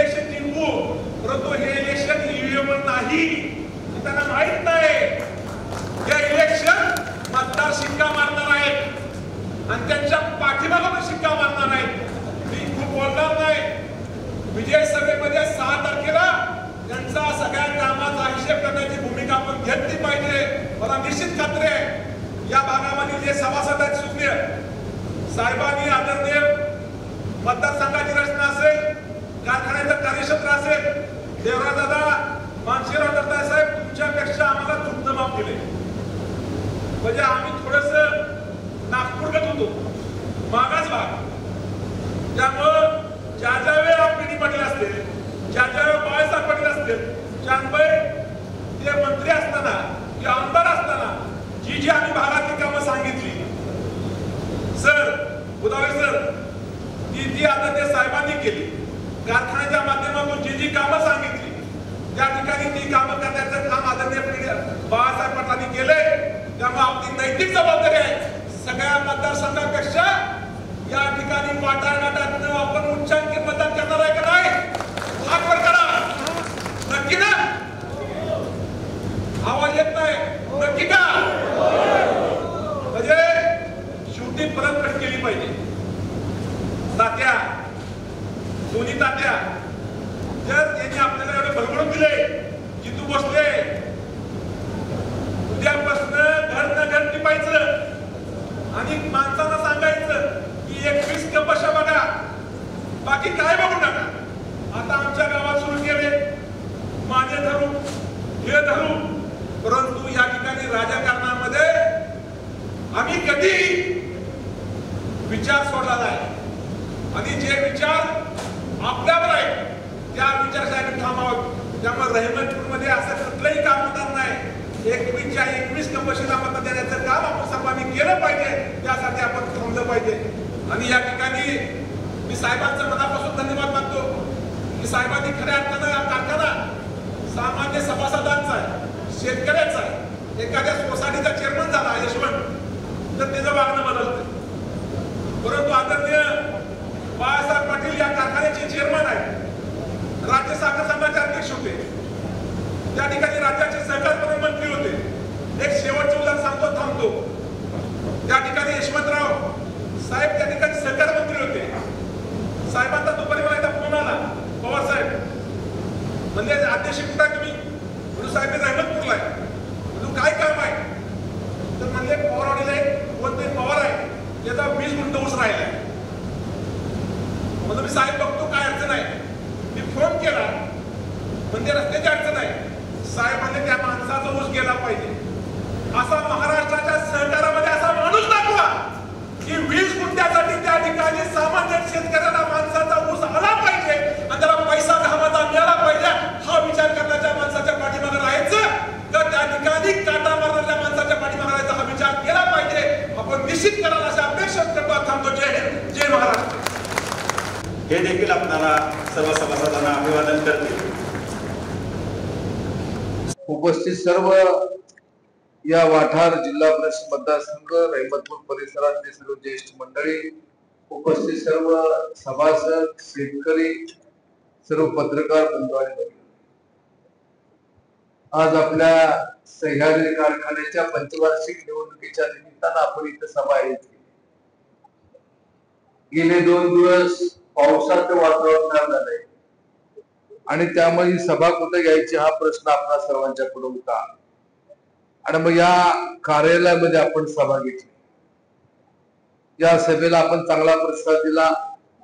गावामधून सुद्धा येत असताना आपण सर्वांनी मोठ्या उत्साहाने या ठिकाणी आलात, याबद्दल सर्वांना अतिशय मनापासून धन्यवाद देतो.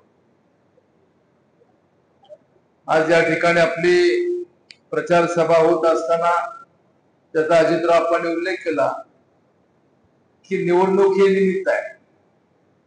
97 सालापासून निवडणूक जो झालेली होती, पार्टी बिनविरोध 14-15 झाली होती आणि या निवडणुकीच्या निमित्तानं आपणा सर्वांना भेटता आलं, आपणाशी विरोध करता आलं.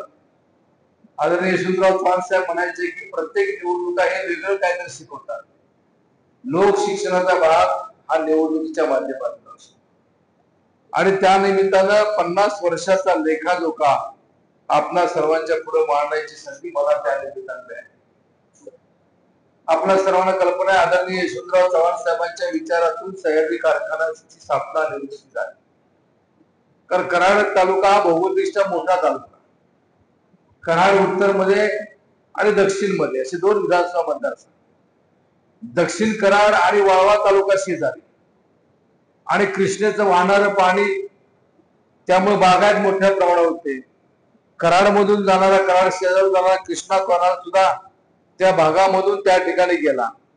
आणि मग तिथं आदरणीय यशवंतराव मोहिते भाऊनी एक सहकारी कारखाना निर्माण केला, कृष्णा सहकारी साखर कारखाना.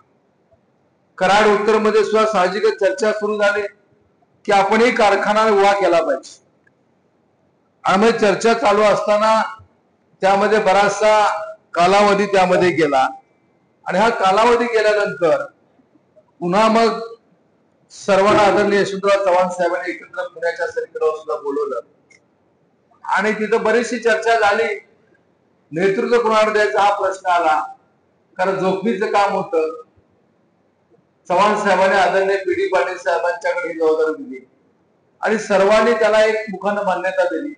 कराडच्या नगरपालिकेच्या त्या मैदानावर दासरा जगताप साहेब मंत्री होते, त्यांच्या अध्यक्षतेखाली बैठक झाली आणि त्यामध्ये आदरणीय पी.डी. पाटील साहेबांची कारखान्याचे चेअरमन म्हणून निवड झाली.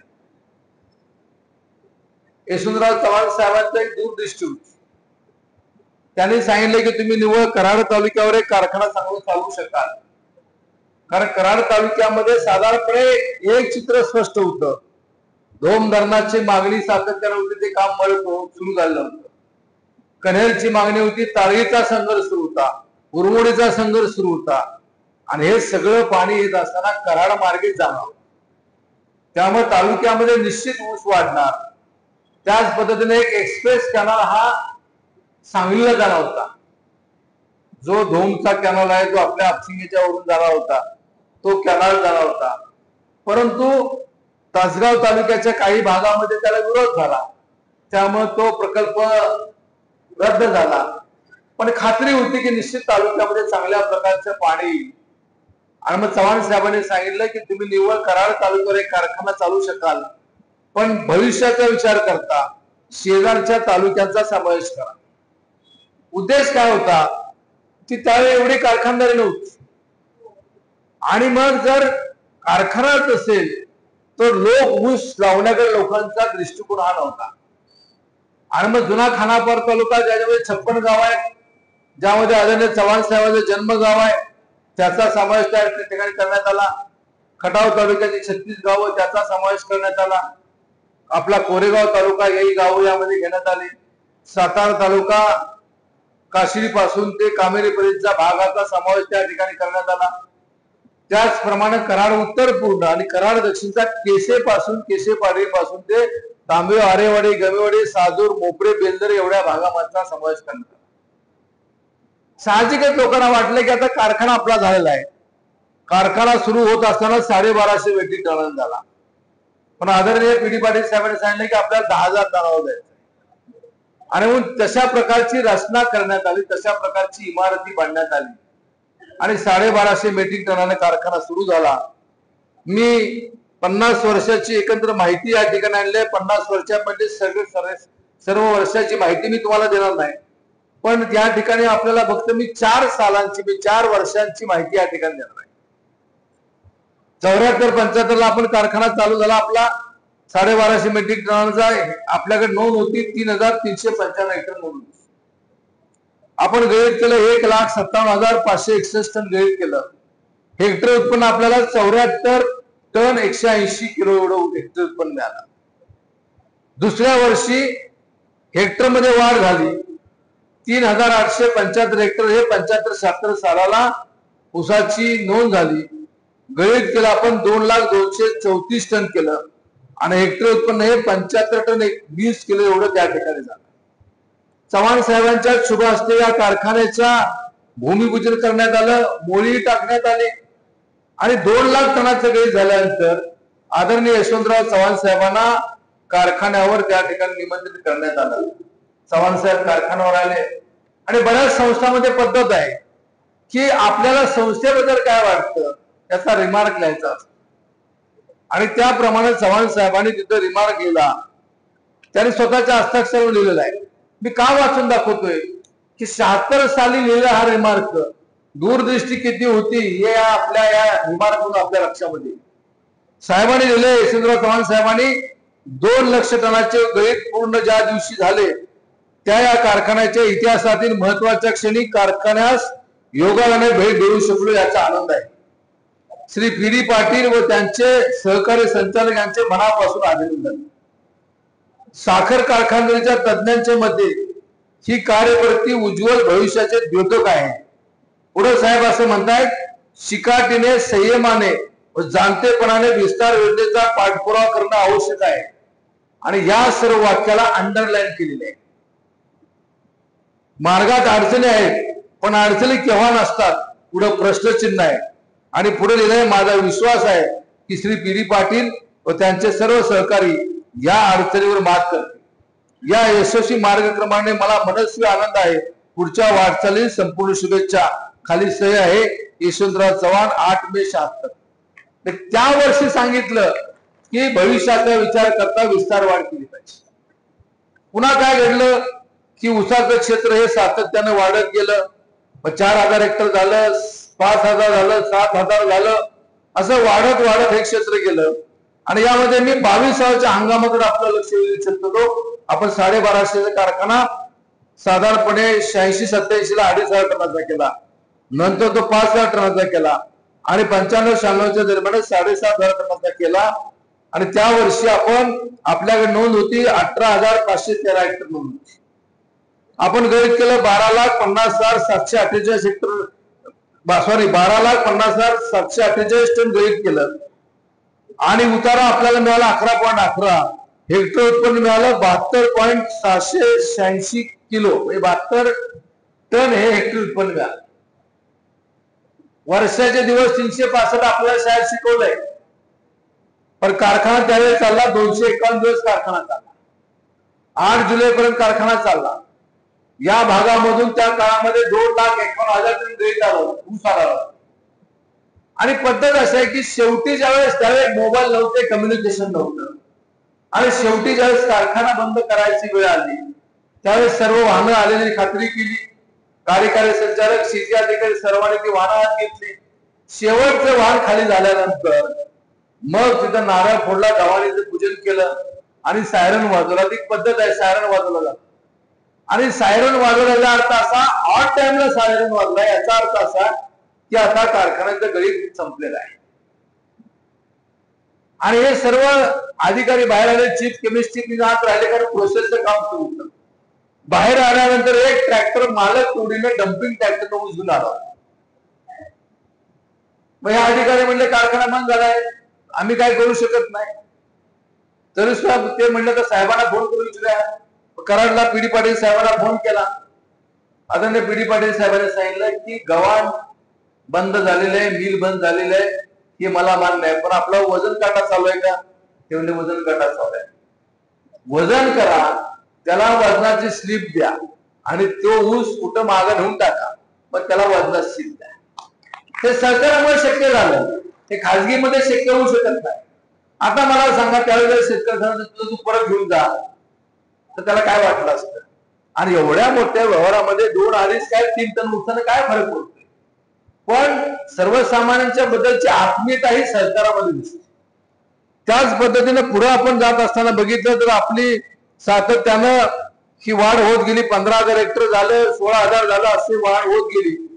आणि नंतर मी तुम्हाला 13-14 सालाकडे तुमचं लक्ष मिळतो. 13-14 सालामध्ये 22,081 हेक्टर नोंद होती. आणि त्या वर्षी आपण गळीत केलं 13,28,716 टन गळीत केलं. 11.96 एवढा आपला साखर उतार राहिला. आणि त्या वर्षी आपल्याला हेक्टरी उत्पन्न मिळालं 103 टन 62. हे का तुम्हाला सांगतोय की त्या वर्षापासून सातत्यानं 103 ton, 109 ton, 108 ton, 114 ton, 101 ton, 117 ton, 106 ton, 112 ton असं ऍव्हरेज पडलं. म्हणजे 75 टनावर आपण हेक्टरी उत्पन्न सुरू केलं ते 112 टनावर गेलं. म्हणजे 35 टनामध्ये वाढ झाली. 3,500 हेक्टरवरून आपण 22,000 हेक्टरवर गेलो. म्हणजे ऊसही वाढला. आणि त्या प्रमाणामध्ये विस्तार वाढ करण्याची भूमिका आपण घेतली. त्याला वेळ झाला, ही गोष्ट या ठिकाणी आपल्याला मान्य करावीच लागेल. वेळ का झाला तर ज्यावेळेस 97 घटना दुरुस्तीचा कालखंड आला त्यावेळेस हर्षवर्धन पाटील साहेब सहकार मंत्री होते आणि त्यांनी काय केलं की विस्तारवाढीला वेळ होत असताना त्या ठिकाणी त्यांनी ज्या कारखान्याच्या निवडणूक होत्या, जसं आपल्या विधानसभा निवडणुकीतून आपली निवडणूक पुढे ढकलली, खरं तर ही निवडणूक अगोदर होती आणि मग त्याने गाठ घातली की कोणत्याही कारखान्याला संस्थेला धोरणात्मक निर्णय घेता येणार नाही आणि त्यामुळे आपल्याला विस्तारावर करता नाही. त्याने अजितदादा पवार साहेब हर्षवर्धन पाटील साहेबांना भेटलो पण त्या नियमामध्ये त्यांनी काय बदल केला नाही. 14 ते 19 भाजपचे सरकार आलं, प्रयत्न केला, मी सगळे आकडे घेऊन गेलो, कारखान्याचे नोंद किती सगळं सांगितलं, परंतु परमिशन मिळालं नाही. कारण राजकारण नजरेपुढे ठेवून काम करण्याची प्रवृत्ती त्या ठिकाणी होती. पण योगायोग असेल, काहीतरी नशीब आपला असेल, 19 सालच्या निवडणुकीला आपण विधानसभेमध्ये मला पुन्हा एकदा काम करायची संधी दिली आणि ती संधी दिल्यानंतर आदरणीय पवार साहेबांनी माझ्यावर या राज्याचं सहकार व पणन आणि जिल्ह्याचं पालकमंत्री जबाबदारी दिली. सुरुवातीचा काळ आला, कोरोनाचा काळ आला, काही प्रश्न निर्माण झाले, पण ज्या कारखान्याच्या चेअरमनचा प्रस्ताव राज्य सरकारकडनं स्वतःच्या सहीने गेला होता त्याच प्रस्तावावर सहकार मंत्री म्हणून मी सही केली आणि मग आपल्याला परमिशन मिळाली. डीपीआर म्हणजे प्लॅन एस्टिमेट करायला सुरुवात केली. डीपीआर सुरुवात केल्यानंतर तिथं डीपीआर आपण तयार केला, म्हणजे प्लॅन एस्टिमेट तयार केला. नॅशनल फेडरेशनची देशातली मोठी संस्था आहे, त्याच्या माध्यमातून हा डीपीआर करण्यात आला आणि रशिया आणि युक्रेनचं युद्ध आलं. ते युद्ध आल्यानंतर कारण नसताना स्टीलचे दर वाढले. खरं तर ते युद्धाचा स्टीलच्या दराचा काही संबंध नव्हता, दर वाढले. मग एस्टिमेट बदलतंय. बऱ्याच कारखान्यांनी काय केलं की शुगर कमिशनला एक पत्र दिलं साधं आणि ते पत्र देऊन त्यांनी त्या ठिकाणी त्या डीपीआर मध्ये मान्यता वाढवून घेतली, किंमत वाढवून घेतली. मी पुण्याला होतो, शुगर कमिशनर शेखर गायकवाड साहेब होते. ते मला म्हणले साहेब तुम्ही पत्र द्या, मी तुम्हाला त्या ठिकाणी परमिशन देतो. मी त्यांना सांगितलं साहेब मी आज सहकार मंत्री आहे, उद्या ऐकणं मला माहित नाही, पण मी पुन्हा नॅशनल फेडरेशनकडे जाणार, पुन्हा डीपीआर करणार. कारण सहकारामध्ये काम चोख असावं, उद्या आपल्यावर मारा कोणी करू नये ही काळजी घेणं गरजेचं असतं आणि त्यामध्ये काही कालावधी गेला, डीपीआर झाला आणि तो डीपीआर म्हणजे प्लॅन एस्टिमेट झाल्यानंतर पुन्हा स्टेट लेवल परचेस कमिटी, राज्यस्तरीय खरेदी समिती असते. राज्यस्तरीय म्हणजे त्या ठिकाणी साखर संघाचे अध्यक्ष, शुगर कमिशनर, त्या कारखान्याचं संचालक मंडळ हे निर्णय घेत आणि मग तिथं निर्णय झाला की आपण विस्तारवाढीचं प्रपोजल आहे त्याचं त्या ठिकाणी 3 कोटेशन आले आणि के बॉयट नावाची सातारची कंपनी त्याच्यावर त्याला टेंडर देणार. आता एक प्रश्न लक्षामध्ये घ्या की कर्ज कुणाला मिळतो, ज्याची पत आहे त्याला कर्ज मिळतं. आणि साखर कारखानदारी म्हणजे असं आहे की साखर कारखानदारीमध्ये ज्या कारखान्याच्या कार्यक्षेत्रामध्ये स्वतःचा ऊस आहे त्याला परमिशन मिळते, खोटे रेकॉर्ड आणून परमिशन मिळत नाही. आपण 10 वर्षामध्ये किती नोंद केली, किती ऊस बाहेर काढला हे त्या ठिकाणी दाखवू. मी सहकार मंत्री असताना माझ्या बरेच लोक यायचे, काही कारखाने चेअरमन, मी त्यांना गमतीनं सांगायचो ज्या कारखान्याच्या गेट मधून बाहेर आल्यानंतर ऊस दिसतो तो कारखाना चांगला चालतो. जर आपण म्हणलं की आम्हाला विस्तार करायचे, आमचा पाहुणा 50 ते उठवायचो, आम्हाला ऊस देणार आहे, कर्ज मिळत नाही. कर्ज हे तुमची त्या ठिकाणी असणारं कार्यक्षेत्र, त्यामध्ये असलेला ऊस बघून कर्ज देतात आणि त्यामुळे आपल्याला ते कर्ज मिळालं आणि आपण विस्तार वाढीच्या कामाला सुरुवात केली. दुर्दैवानं 23 मे 23 एक वादळ झालं. त्या वादळामध्ये एक शेड त्या ठिकाणी पडलं आणि मग ते शेड पडल्यानंतर सुदैवानं मनुष्यहानी झाली, पण नुकसान झालं, त्यामध्ये वेळ गेला. पुन्हा काम आपण चालू केलं आणि या सीझनला एक असा अंदाज आहे शेवटी ट्रायल घ्यायची आणि त्या दृष्टीनं बॉयलरचं फायरिंग करण्यात आलं आणि बॉयलरचं फायरिंग केलं. एक लहानशी घटना घडली. त्याच्यापूर्वी मी तुम्हाला एक घटनाक्रम सांगतो की मूळच्या प्लॅन्ट मध्ये विस्तारवाढ करावी किंवा नवीन प्लॅन्ट करावा असे 2 विचार होते. जनरल सभेला काही सभासदांनी सूचना केली की तुम्ही नवीन युनिट टाका, पण नवीन जागा उपलब्ध कुठे झाल्या, जागा उपलब्ध नाही म्हणजे लायसनला असलेली 15 किलोमीटरची जागा मिळत नाही. जुन्यामध्ये मॉडिफिकेशन करायचं म्हटल्यानंतर काही प्रश्न निर्माण होतात, कारण जुनी टेक्नॉलॉजी नवीन टेक्नॉलॉजी मॅच होईल याची खात्री नाही. आणि त्याचप्रमाणे आपण जर बघितलं तर जुन्या टाक्या या बऱ्याचशा कमकुवत झाल्या असतात. जे स्ट्रक्चर आहे त्या स्ट्रक्चरवर कधीतरी गंधक सांडलेला असतो, केमिकल सांडलेलं असतं, रस सांडलेला असतो, त्यामध्ये कमकुवत झालं असतं. आणि मग हे मॅच कसं व्हायचं? मग मी बऱ्याच कारखान्यांची माहिती केली. बाळासाहेब थोरात साहेबांनी स्वतःचा कारखाना नवीन युनिट त्या ठिकाणी चालू केलं आणि तशा प्रकारचा आपण आपल्या आहे या कारखान्याच्या शेजारी एक नवीन युनिट करण्याचा निर्णय घेतला आणि त्या उत्तरेला आपण घेतले. त्यात काय काय आपलं आहे तर त्यामध्ये आपण वजन काटे नवीन घेतलेले आहेत, क्रेन नवीन घेतलेले आहेत, केन अनलोड सिस्टीम नवीन आहे, गव्हाण नवीन आहे, फायबरायझर नवीन आहे, 5 ही मिल नवीन आहे, बॉइलिंग हाऊस आधुनिक टेक्नॉलॉजीची बॉइलिंग हाऊस आहे, त्याचप्रमाणे शुअर ग्रेडर आहे, 150 टनाचा बॉयलर आहे आणि 18 मेगावॅट क्षमतेचं टर्बाईन त्या ठिकाणी आपण घेतलेलं आहे. हे सगळं नवीन घेतलेलं आहे. कशासाठी घेतलंय? जुनी टेक्नॉलॉजी आपली जी आहे त्यामध्ये असं आहे की आता सध्याच्या टेक्नॉलॉजीमध्ये कसं आहे की 2,500 टनाचा एक प्लांट आहे आणि तो 2,500 टनाचा प्लांट आहे, त्याचे बॉयलर समोर आहेत. त्याचप्रमाणे शेजारी तिथं आपण साधारणपणे 95-96 दरम्यान एक 5,000 टनाचा प्लांट टाकला. भविष्यामध्ये आपल्याला त्या ठिकाणी जो 2,500चा प्लांट आहे तो प्लांट आणि तो बॉयलर बंद स्टँड बाय ठेवायचा आणि जो 5,000 टनाचा प्लांट होता त्या प्लांटला एक नवीन मिल आपण एक 10 वर्षापूर्वी बसवली आहे. तो प्लांट झाला 7-7,500 टनाचा चालतो, त्याचे बॉयलर नवीन आहे, तो प्लांट आपल्याला चालू ठेवायचा आहे. आता काय होतंय की आता त्याचा जो फायबरायझर आहे, जो ज्या ठिकाणी उसाचा बारीक भुगा करतो त्याला टर्बाईन आहे, त्याच्या सहाय्याने फिरवलं जातं. त्याच्या 5 मिल आहे त्यापैकी 4 मिल या टर्बाईनच्या सहाय्याने फिरवलं जातात. शेवटची मिल फक्त त्याला इलेक्ट्रिक ड्रायव्हर म्हणजे इलेक्ट्रिक मोटर आहे. आता काय होतं यामध्ये की टर्बाईनच्या सहाय्याने मशिनरी फिरवल्यामुळं बगॅस जास्त लागतो, स्टीम जास्त लागते. नवीन टेक्नॉलॉजी अलीकडे 10-15 वर्षात काय झाले की नवीन टेक्नॉलॉजी मध्ये आपण जी स्टीम तयार करणार आहोत त्याच्यापासून वीज तयार करणार आणि नवीन प्लांटचा फायबरायझर हा इलेक्ट्रिक, त्याला 1500 2 मोटर बसवलेले आहेत, त्याच्या सहाय्याने ते फिरणार. 5 ही मिल या इलेक्ट्रिक ड्राईव्हने फिरणार आहे. आवाज कमी राहणार आहे, मोडतोड कमी राहणार आहे, बगॅसचं सेव्हिंग चांगलं होणार आहे, स्टीलचं कन्झम्पशन होणार आहे आणि बगॅसच्या त्या प्लॅन्ट पासून साधारणपणे 9-10 कोटी रुपये मिळतील अशा प्रकारची परिस्थिती आहे. 2,500 टनापर्यंत बगॅस घेतला आणि चांगल्या आता सुद्धा साखर चांगली आहे पण या प्लॅन मध्ये चांगल्या प्रतीची साखर तयार होईल अशा प्रकारचं नियोजन करण्यात आलं. आता याला कर्ज आपण घेतलं, 750 कोटी रुपये कर्ज घेतला असा अपप्रचार केला जातोय. तर 750 कोटी आकडा कुठनं काढला मला काय माहित नाही. आता काय खोटच बोलायचं, रिटून बोलायला काय हरकत नाही. उगाच म्हणायचं कारखान्यावर कर्ज आहे, कारखाना असं आहे. पण कर्ज आहे तर कशाला बघताय कारखान्यावर? कर्ज आहे ना, मग तुम्ही काय बघताय? आम्ही आहे ना समर्थ या ठिकाणी. मी तुम्हाला सांगतो की सह्याद्री कारखान्यात कामकाज करत असताना आम्ही संचालक मंडळ 1-1 रुपयाचा विचार त्या ठिकाणी करतो, कशी बचत होईल याचा विचार करतो.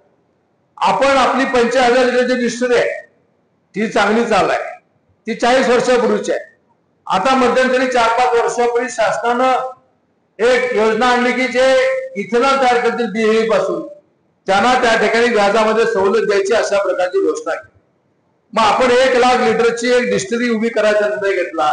नॅशनल फेडरेशनच्या माध्यमातून आपण त्याचा DPR चा प्लॅन एस्टिमेट केला आणि ते केल्यानंतर त्याचं झालं किती तर एस्टिमेट 132 कोटी 22 लाख त्याचं एस्टिमेट झालं. जिल्हा बँकेनं आपल्याला कर्ज मंजूर केलं 118 कोटी, कारखान्यानं स्वनिधी घातला 10 कोटी 13 लाख. आपण प्रत्यक्ष जिल्हा बँकेकडून कर्ज उचललं 113 कोटी 91 लाख. असं 124 कोटी 4 लाखामध्ये हा प्रकल्प आपण उभा केला. होता कितीचा? 132 कोटी 22 लाखाचा. केला कितीमध्ये? 124 कोटी 4 लाखात केला. 8 कोटी बचत झाली का नाही? बचत करून त्या ठिकाणी केला आणि या वर्षभरामध्ये आपण त्याची 35 कोटी 40 लाखाची कर्जाची परतफेड केली आहे. त्याची परतफेड सुद्धा केलेली आहे. या वर्षी काय हप्ते जातील, पुढच्या वर्षी हप्ते 3 वर्षामध्ये तो प्रकल्प नील होईल. आता राहिला प्रश्न विस्तार वाढीचा प्रश्न राहिला. आता विस्तारवाढीसाठी आपलं जे डीपीआर जो झाला नॅशनल फेडरेशनने केला तो 448 कोटी 21 लाखाचा डीपीआर केला. 448 कोटी आकडा मोठा आहे, तुमच्या मनामध्ये धडकी निश्चित भरेल असं आहे त्या ठिकाणी. पण कुठला कारखाना मला सांगा बिनकर्जाचा झालेला आहे, कुठली इंडस्ट्री बिनकर्जाची झालेली आहे? शेवटी गुंतवणूक केल्याशिवाय तर विकास त्या ठिकाणी होत नाही. आपण हा प्लांट उभा केला, सगळा हा प्लांट आपण उभा केला 384 कोटी रुपये आतापर्यंत उचलले. उचलायचे होते किती? 448 कोटी. 384 कोटी आपण उचलले. आणि मग त्याची ट्रायल घेण्यात आली, बगॅसचं फायरिंग आपण केलं. साधारणपणे 25 वेळा त्या बॉयलर मधली स्टीम ही हवेत सोडायची असते. कशासाठी? तर त्या बॉयलर मध्ये काही घाण अडकले असेल, काय अडकलं असेल, ते बारीक पार्टिकल असतात ते बाहेर घालवायचे असतात. आणि 16 वेळा त्याचं ब्लोईंग झालं. आणि नंतर मग काय होतं की शेवटच्या 2-3 ब्लोईंगला त्या जे पाईप बाहेर जाते त्या पाईपला 3 इंचाची पट्टी स्टीलची अडकवली जाते आणि त्याच्या दोन्ही बाजूने, त्या पाईपच्या दोन्ही बाजूने, त्या पट्टीच्या दोन्ही बाजूने स्टीम बाहेर जाते पाईप मध्ये. मग ते काढून बघतात त्याच्यावर किती बर आलेले आहे. त्याच्यावर बर आले असेल मोठ्या प्रमाणामध्ये, याचा अर्थ असा की बॉयलर अजून क्लीन झाला नाही. आणि मग असं चालू असताना 16 वेळा ब्लोईंग झाल्यानंतर, बॉयलर फायरिंग केल्यानंतर जी बगॅस चालला जातो त्या बगॅस मधून जो धूर तयार होतो, जी राख होती ती त्या बॉयलर मधून त्या पूर्वेच्या बाजूला साधारणपणे 75-80 फुटावर त्या ठिकाणी जाते. तिथे EPS नावाची एक सिस्टीम बसवली जाते आणि त्या सिस्टीम मधून ती पास होती आणि पुन्हा चिमणीतून वर जाते. ते जात असताना काय होतं की त्या EPS मध्ये एक ऑटोमॅटिक हॅमर असतात, ठोकत असतात आणि सगळ्या प्लेट असतात आणि ते ठोकत असताना राख खाली पडते. कारण प्रदूषणाचा नियम बघता राख ही हवेमध्ये जाऊन देणं त्या ठिकाणी कायद्यानं बंधनकारक आहे. आणि त्याचा त्या ठिकाणी स्फोट झाला. ही निवडणुकीची गडबड होती, ब्लास्ट झालं, पोस्ट म्हणजे असं फाकलं मोठ्यामध्ये. एक कर्मचारी त्या ठिकाणी त्या कंपनीचा जो होता कॉन्ट्रॅक्टरचा तो पक्कड घेऊन वर निघाला, त्याला भीतर उडी मारली त्याच्या पायाला. 100 फुटावर जे बेल्ट आहेत, कन्व्हेयर बेल्ट आहेत बगॅस घेऊन जाणारे, तिथं 2 कामगार काम करत होते. त्यातल्या एकानं त्या वरनं सरसर खाली उतरत आला, त्याला एक रॉड लागला, त्याला त्या ठिकाणी जखम झाली पायाला. दुसऱ्यानं भीतीने उडी मारली, त्याच्या नडगीला त्या ठिकाणी लागलं. हॉस्पिटल नेलं, कार्यकारी संचालक गेले, फॅक्टरी मॅनेजर गेले, त्याचबरोबर सेफ्टी ऑफिसर गेले. त्यांनी बघितलं तिथं चित्र, मी फोन केला, ते म्हणजे व्यवस्थित संध्याकाळपर्यंत त्यांना डिस्चार्ज मिळेल. ते कारखाना तात्काळ आलो. दरम्यान त्या थर्मॅक्सच्या कंपनीचे अधिकारी चालते. तिथं आल्यानंतर काय झालं, त्यांना विचारलं बाबा कसं कसं घडलं, काय घडलं. मग त्यांनी काही गोष्टी मला सांगितल्या. म्हणून असं कुठं कुठं घडलेलं होतं तर त्यांनी सांगितलं नंदी शुगर कारखाना कर्नाटक मध्ये अशी घटना घडली, दौंड शुगरला घडली होती, त्याचप्रमाणे माळेगाव शुगरला घडली होती. या घटना सुरुवातीच्या काळामध्ये धोका हा असतो, परंतु आम्हाला वाटलं नाही पण हा धोका झाला. सुदैवानं काही हानी मनुष्याने झाली नाही. कंपनीची जबाबदारी आहे, कंपनीने ते खोलाला काल हातामध्ये घेतलेला आहे. आता हे पेशंट ज्यावेळेस दवाखान्यामध्ये गेले, त्या पेशंटला बघण्यासाठी कारखान्याचे अधिकारी कर्मचारी गेले.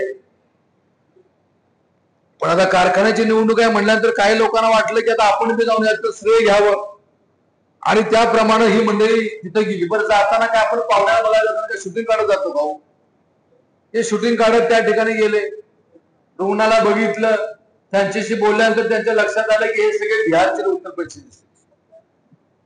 जायला पाहिजे, जायला हरकत नाही, शेवटी माणूस म्हणून जायला पाहिजे. मग माझा प्रश्न असा आहे की 21 सालच्या महाशिवरात्रीला कराड शेजारच्या एका गावामधला एक चीफ केमिस्ट कराड हॉस्पिटलमध्ये मरण यातना भोगत होता. त्याला का तुम्ही बघायला गेला नाही? जायला पाहतं ना बघायला. शेवटी माणूस केलं, शेवटी तुम्ही जायला पाहतो बघायला, तुम्ही तिथं बघायला गेला नाही. पण निव्वळ राजकारण म्हणून बघायची प्रवृत्ती ही या ठिकाणी. आज सह्याद्रीवर आमच्या संचालक मंडळावर आरोप करायला कुठलीही गोष्ट या ठिकाणी नाही, कुठलीही गोष्ट. आम्ही काय चुकीचं वागलोय काय भ्रष्टाचार केलाय, साखर काय चोरल्या, काय साखर विकल्या का, मोलाचं करून विकलंय का? तुम्ही बघा, कुठला आरोप आपल्यावर नाही, कुठलंही काम आपण तसं करत नाही. आता मागे एकदा काय घडलं की माग आपल्याकडे ज्याचा भैयाने उल्लेख केला, साखर मोठ्या प्रमाणात झाली. आपल्या जी क्षमता होती गोडाऊनची ती 11 लाख क्विंटल. नवीन विस्तारवाडीमध्ये अजून 5 लाखाची आपण केलेलं आहे, पण त्यावेळी 11 लाख क्विंटलची होती. आपण साखर बाहेर ठेवली, बाहेर म्हणजे गोडाऊनच्या बाहेर ठेवली, झाकून ठेवली. कारखान्याच्या इमारती पुढे साखर होती. तुम्ही जाता बघितलं असेल, त्यावेळी पूल नव्हता. आणि मग ही साखर बाहेर ठेवल्यानंतर अनेकाने आरोप केला, याला काही कळत नाही, याला व्यवहार ज्ञान नाही, साखर बाहेर ठेवल्या, कारखान्याची इमारत दिसत नाही. माझं म्हणणं काय, माझ्यावर टीका तुम्ही करू करा, पण मी एका कारखान्यात चेअरमन आहे, त्यावेळी आमदार होतो. भाषा जरा वापरली पाहिजे ना. हे नव्हते तेव्हा बरं का, हे नव्हते, दुसरे लोक होते. आणि मग मी भाषण केलं एका ठिकाणी की साखर बाहेर ठेवल्या गोष्ट करे, पण ती मालकाला दिसवा अशी ठेवली. मागच्या मागे गेल्यावर काय करायचं? फायदा काय झाला की आपण ती साखर विकली आणि ती विकल्यानंतर 3260 एवढा दर आपण हा त्या ठिकाणी दिला. आणि त्यामुळं हा जो कालावधी आहे आपला 7 वर्षाचा कर्जफेडीचा कालावधी आहे. मी तुम्हाला या ठिकाणी जाता जाता एक उदाहरण देतो की एखाद्या शेतकऱ्यानं जर आपल्या शेतामध्ये 5 HP ची मोटर टाकली आणि 2-2.5 हजार फुटाची पाईपलाईन केली आणि ती पाईपलाईन केली आणि जर ती पाईपलाईन केली तर एकदाच पाईपलाईन केल्यानंतर साधारणपणे 30-35 वर्ष त्याला काय दुसरा खर्च नसतो, फक्त उत्पन्न घ्यायचं असतं. तसं कारखान्याचं आहे. एकदा खर्च केल्यानंतर पुढचे 35-40 वर्ष आपल्याला खर्च करायची गरज नाही. उत्पादन वाढण्यासाठी कर्ज घेतलेलं आहे. तुम्हाला या ठिकाणी एक उदाहरण देतो की परवा आपल्या कारखान्याच्या जवळ मोठ्या स्कीम 15 स्कीम आहेत आणि त्या 15 स्कीम पैकी एक जी योजना आहे ती तळबीडची. त्या तळबीडला मी गेलो होतो, तिथल्या सचिवाला विचारलं खर्च किती आला. त्याने सांगितलं 35 वर्षापूर्वी 2,80,00,000 खर्च आला. यावर्षी चरेगाव, शीतळवाडी, भवानी नगर, खालकारवाडीचा ऊस किती गेला त्याची बेरीज त्या ठिकाणी केली आणि ती बेरीज केल्यानंतर त्याला मी सांगितलं की आता आपण 3204 रुपये दिले, अजून 50 रुपये देणार आहे, त्याला गुणिले 3204. मग 3204 केल्यानंतर जो आकडा आला तो 15 कोटी आणि काय लाखाचा. तरी 30% ऊस बाहेर गेला आहे. म्हणजे 20 कोटीचा रक्कम गावात आली त्या स्कीम मुळे. गुंतवणूक किती 35 वर्षापूर्वी 2,80,00,000 रुपये. या 20 कोटीमध्ये त्या गावामधल्या शेतकऱ्यांच्या जीवनामध्ये आर्थिक परिवर्तन काय घडलं का नाही? लहान सहान उद्योगधंदे काय चालले का नाही? चाललेलं आहे शेवटी. आणि मग हे कर्ज त्यासाठी उत्पादकता वाढवण्यासाठी कर्ज घेतलेलं आहे.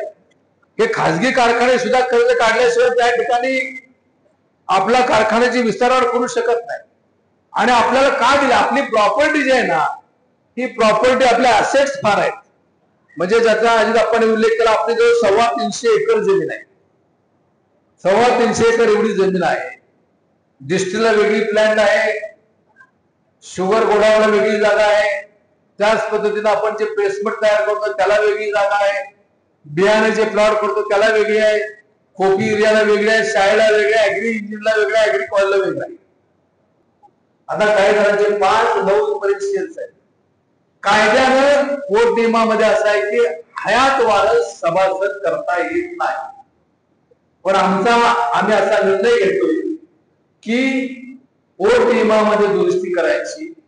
ज्या शेतकऱ्याच्या घरामध्ये त्याच्या पत्नीच्या नावावर जमीन असेल, मुलीच्या सुनेच्या नावावर जमीन असेल, ज्यांचा ऊस येईल त्याला त्याचाच शेअर त्याला देण्याची व्यवस्था आपण. त्यामुळे तोही प्रश्न त्या ठिकाणी सुटायला मदत होईल. पण कार्यक्षेत्रामधला पाहिजे आणि तिथला पाहिजे. आता शहाजीरावने उल्लेख केला की धामनेरचं नाव सारखं निघते त्या ठिकाणी. शहाजीराव तुमच्यासारखी 3 गाव आहेत, एक सिद्धेश्वर, किरोली आणि एक चितळी. हे सुद्धा आपल्या कारखान्याच्या कार्यक्षेत्रामध्ये होते. पण त्यावेळेस काय घडलं की त्यावेळेस त्या लोकांनी सांगितलं की आम्हाला शंकर सहकारी जवळ आम्ही तिकडे जातो. धामनेरचं काय घडलं मला माहित नाही, पण काही शेअर त्या ठिकाणी झालेले आहेत. भविष्यात होतील शेअर त्या ठिकाणी.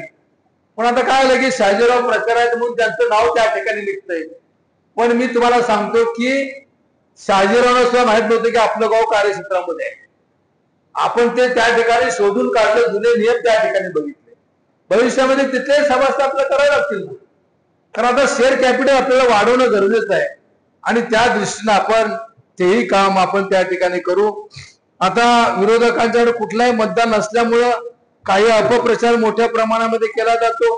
तो अपप्रचार करत असताना मी दुसरी गोष्ट सांगतो की कोरोनाच्या काळामध्ये विशेषतः आपण एक सॅनिटायझर तयार केलं. या रहिमतपूर परिसराने चांगलं काम त्या काळामध्ये केलं. मार्केट ठराविक वेळेत चालू ठेवायच्या, ठराविक बंद ठेवायचं अतिशय चांगलं काम आपण सर्वांनी केलं. त्याबद्दल सुद्धा आपल्याला धन्यवाद देतो. आपण आता हँड सॅनिटायझर कार्ड काढलं, त्याची किंमत आपण ठेवली 100 रुपये. मला फोन आले, अहो 250 रुपये विका की 100 रुपये का विकताय. मी त्यांना सांगितलं की 22 रुपये आरएस 52 रुपये आरएसचा दर आहे.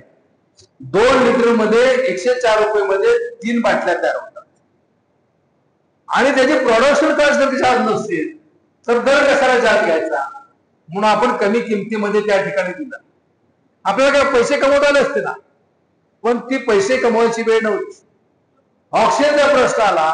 एक सिल्वर एमआयडीसी मध्ये एक प्लांट होता, त्या ठिकाणी स्टीलचा तो प्लांट बंद होता. रामराय साहेब, मी, मकरंद आबा, शंभूराज देसाई साहेब आम्ही बघू तिथे गेलो. शेखर सिंग कलेक्टर होते, तिथं बघितलं आम्ही. ते कंपनीच्या मालकाने सांगितले की मेरे लोक तब निकल गए, मैं कुछ नहीं कर सकता. ते चहा घेतला आणि पुन्हा मी आत गेलो, एकटाच गेलो आणि तिथं बघितलं की ते कॉम्प्रेसर आहे. जे कॉम्प्रेसर आपल्या सहकारी कारखान्यामध्ये असतात. मी आत येऊन सांगितलं की मी कारखान्याची टीम उद्या पाठवतो. मग आपले फॅक्टरी मॅनेजर, सर्व कर्मचारी, अधिकारी गेले आणि तो प्लांट चालू केला. मग नंतर जिल्ह्यातल्या इतर कारखान्याचे वर्कर आपण घेतले आणि त्यामुळं जिल्ह्यातली काही अंशी ऑक्सिजनची सोय त्या ठिकाणी झाली. आपण ऑक्सिजनसाठी किती त्रास झाला आपण पाहिला. आपण चांगल्या प्रकारचं बियाणं देण्याची व्यवस्था करतो, फवारणीची VSIची खतं आपण देतो, सेंद्रिय खतं देतो, कंपोस्ट खतं देतो, तागाचं बियाणं देतो. आता मी तुम्हाला सांगितलं ना की आपले हेक्टरी उत्पन्न वाढते. आता पवार साहेबांनी परवा एक मीटिंग घेतली होती. एक नवीन टेक्नॉलॉजी हे टेक्नॉलॉजी लावायची की ज्याच्या माध्यमातून हेक्टरी उत्पन्न 125 एकरी उत्पन्न त्यांना 125 टनाच्या वर न्यायचं आहे. आता जर ती सक्सेस झाली आणि स्मॉल सक्सेस करणार आणि ऊस जर वाढला तर गळीत कुठं करायचं आणि वेळी आपल्याला त्या ठिकाणी प्लांट मध्ये बदल करता येणार नाही. आणि म्हणून त्यासाठी हा प्लॅन पुढच्या 35-40 वर्षाचा दृष्टिकोन नजरेपुढे ठेवून कमी खर्चामध्ये जास्त, कमी उत्पादक खर्चामध्ये जास्त कशी करायचा दृष्टीने आपण केलेला आहे. आणि हीच गोष्ट या विरोधी लोकांच्या मनामध्ये खुपते असं आता मला दिसायला लागलेलं आहे. मुद्दा कुठलाही नाही. आता घराणेशाहीचा आरोप त्या ठिकाणी केला जातो. ही गोष्ट खरं आहे, त्या ठिकाणी घराणेशाहीचा आरोप केला जातो. आता मला सांगा की मी जर PD पाटील साहेबांच्या घरात जन्माला आलो, माझा काय गुन्हा आहे का, अपराध आहे का माझा काय?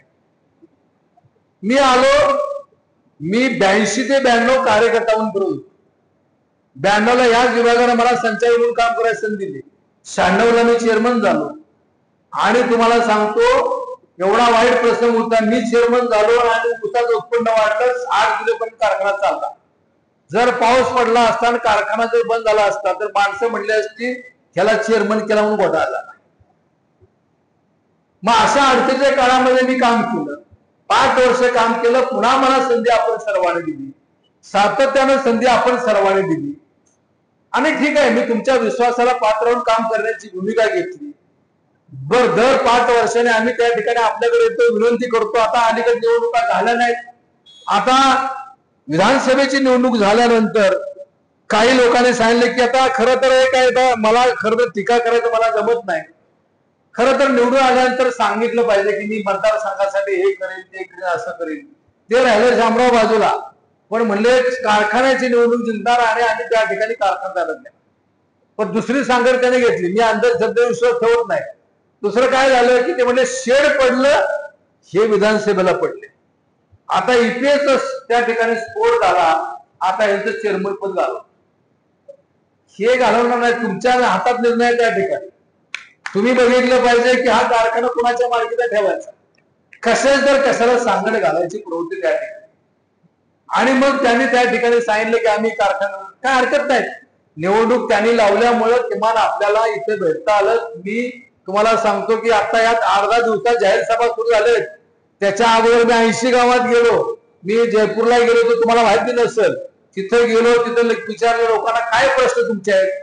99% लोकांनी सांगितलं की ऊस आमचा जात नाही, ऊस गेला पाहिजे. अलीकडे काय झालं की आरसालीचं प्रमाण वाढलेलं आहे. आरसालीचं प्रमाण एवढं वाढलेलं आहे की आता नर्सरीतनं रोपं येतात आणि 1 ते 15 जुलैमध्ये 7,500 हेक्टर नोंद होती. ही आरसाली नोंद फक्त सह्याद्रीला होती का हो? अजिंक्याला होती, आपल्याला होती, कृष्णाला होती, किसनवीरला होती, वारणेला होती, रायमबापू कारखाना सगळीकडे होती. पूर्वी कसं होतं की 5 दिवसाची कसोटी चालायची.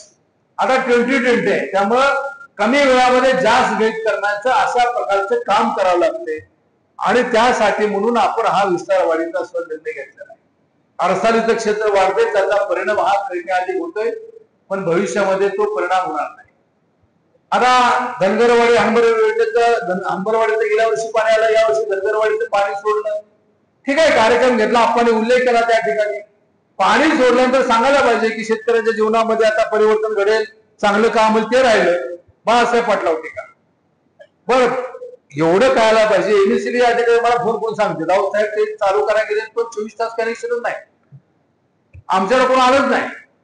तुम्ही पूर्वी आमच्याकडे यायचा तरी आम्हाला सांगायचं तरी. 6 तास पाणी चाललं, पाणी गेलं, सगळा इव्हेंट त्या ठिकाणी झाला, पुढे काय झालं योजना चालली पाहिजे, या मात्राचा मी सुद्धा आहे. शेवटी शेतकऱ्यांना पाणी घ्यायला पाहिजे. पण अशा प्रकारच्या काही गोष्टी या केल्या जातात. आता कारखान्याच्या समोर उभं राहून त्यांनी त्या ठिकाणी आव्हान दिलं, मी समोर असतो दिलं असतं ठीक आहे, पण ज्या कारखान्याचे सर्वसामान्य स्वाभिमानी सभासद मालक आहेत 32,205 त्यांना तुम्ही आव्हान दिलंय. चव्हाण साहेबांचा पुतळा पुढे यायचं भान सुद्धा तुम्हाला राहिलं ना त्या ठिकाणी, आणि तुम्ही आव्हान दिलं. हे आव्हान बाळासाहेब पाटलाची एकट्याची गोष्टी नाही, तुमच्या सगळ्यांची गोष्टी आहे. तुम्ही निर्णय घ्यायचा आहे. हा महाराष्ट्रातला चव्हाण साहेबांचा विचार जोपासणारा कारखाना हा अधिक गतीने पुढे नेण्यासाठी आणि 50 वर्षानंतर त्या ठिकाणी आपण वेगळ्या क्षेत्रामध्ये पदार्पण करत असताना आपल्या सर्वांनी सहकार्य करावं अशी विनंती या निमित्तानं करतो. आपण साखर मोफत देण्याची घोषणा सुद्धा केलेली आहे, देणार आहे आपण त्या ठिकाणी. कारण शेवटी आपण सर्वांनी त्याग केल्यामुळे कारखाना हा चांगल्या प्रकारचा चालू शकतो. आपली निवडणूक निशाणी कब्बश. आपल्याला आता मतदान करत असताना 10 त्या ठिकाणी मतपत्रिका आपल्याला मिळणार आहेत आणि 10 मतपत्रिका मिळाल्यानंतर आत गेल्यानंतर गडबडायचं नाही, गांगरायचं नाही कोणी. कारण काय होणार आहे की त्याला वेळ भरपूर आहे, 8 ते 5 वेळ आहे आणि अशा प्रकारच्या अशा कलरच्या 10 मतपत्रिका मिळतील. पहिल्या गटामध्ये 2 नावं आहेत, पुन्हा 3 नावं आहेत, असे 6 गट आहेत. दुसऱ्यामध्ये सुद्धा 2 आहेत, पुन्हा 4 गटामध्ये 3 नावं आहेत. पुन्हा मागासवर्गीयसाठी 1च नाव आहे. त्यानंतर महिलांसाठी 2 नाव आहेत आणि एक त्या ठिकाणी एक दुसरं त्या ठिकाणी शिरतोडे आपले उमेदवार तिथे 1 नाव आहे. कुंभार आपले त्या ठिकाणी सुद्धा 1 नाव आहे. आणि आपण या मतपत्रिका ज्या आहेत ना त्या मतपत्रिका तिथं फक्त कब्बशी दिसत ते शिक्का उठवायचं. 2-3 कंपार्टमेंट असतील, मागं लाईन लागली तरी गडबडायचं नाही. तिथं आपण फक्त जिथं कब्बशी ते शिक्का मारायचा, मोजत सुद्धा बसायचं नाही. कारण उमेदवारांची संख्या जास्त आहे, थोडं जमलिंग होऊ शकतं. कार्यकर्ते आता गावोगाव फिरतात. आज आपण इथं आलो, आता तांबे भागामध्ये सुरू आहे एक सभा, चोरड्याला एक मोठी सभा सुरू आहे. सर्व ठिकाणी कार्यकर्ते घरोघरी फिरतायत.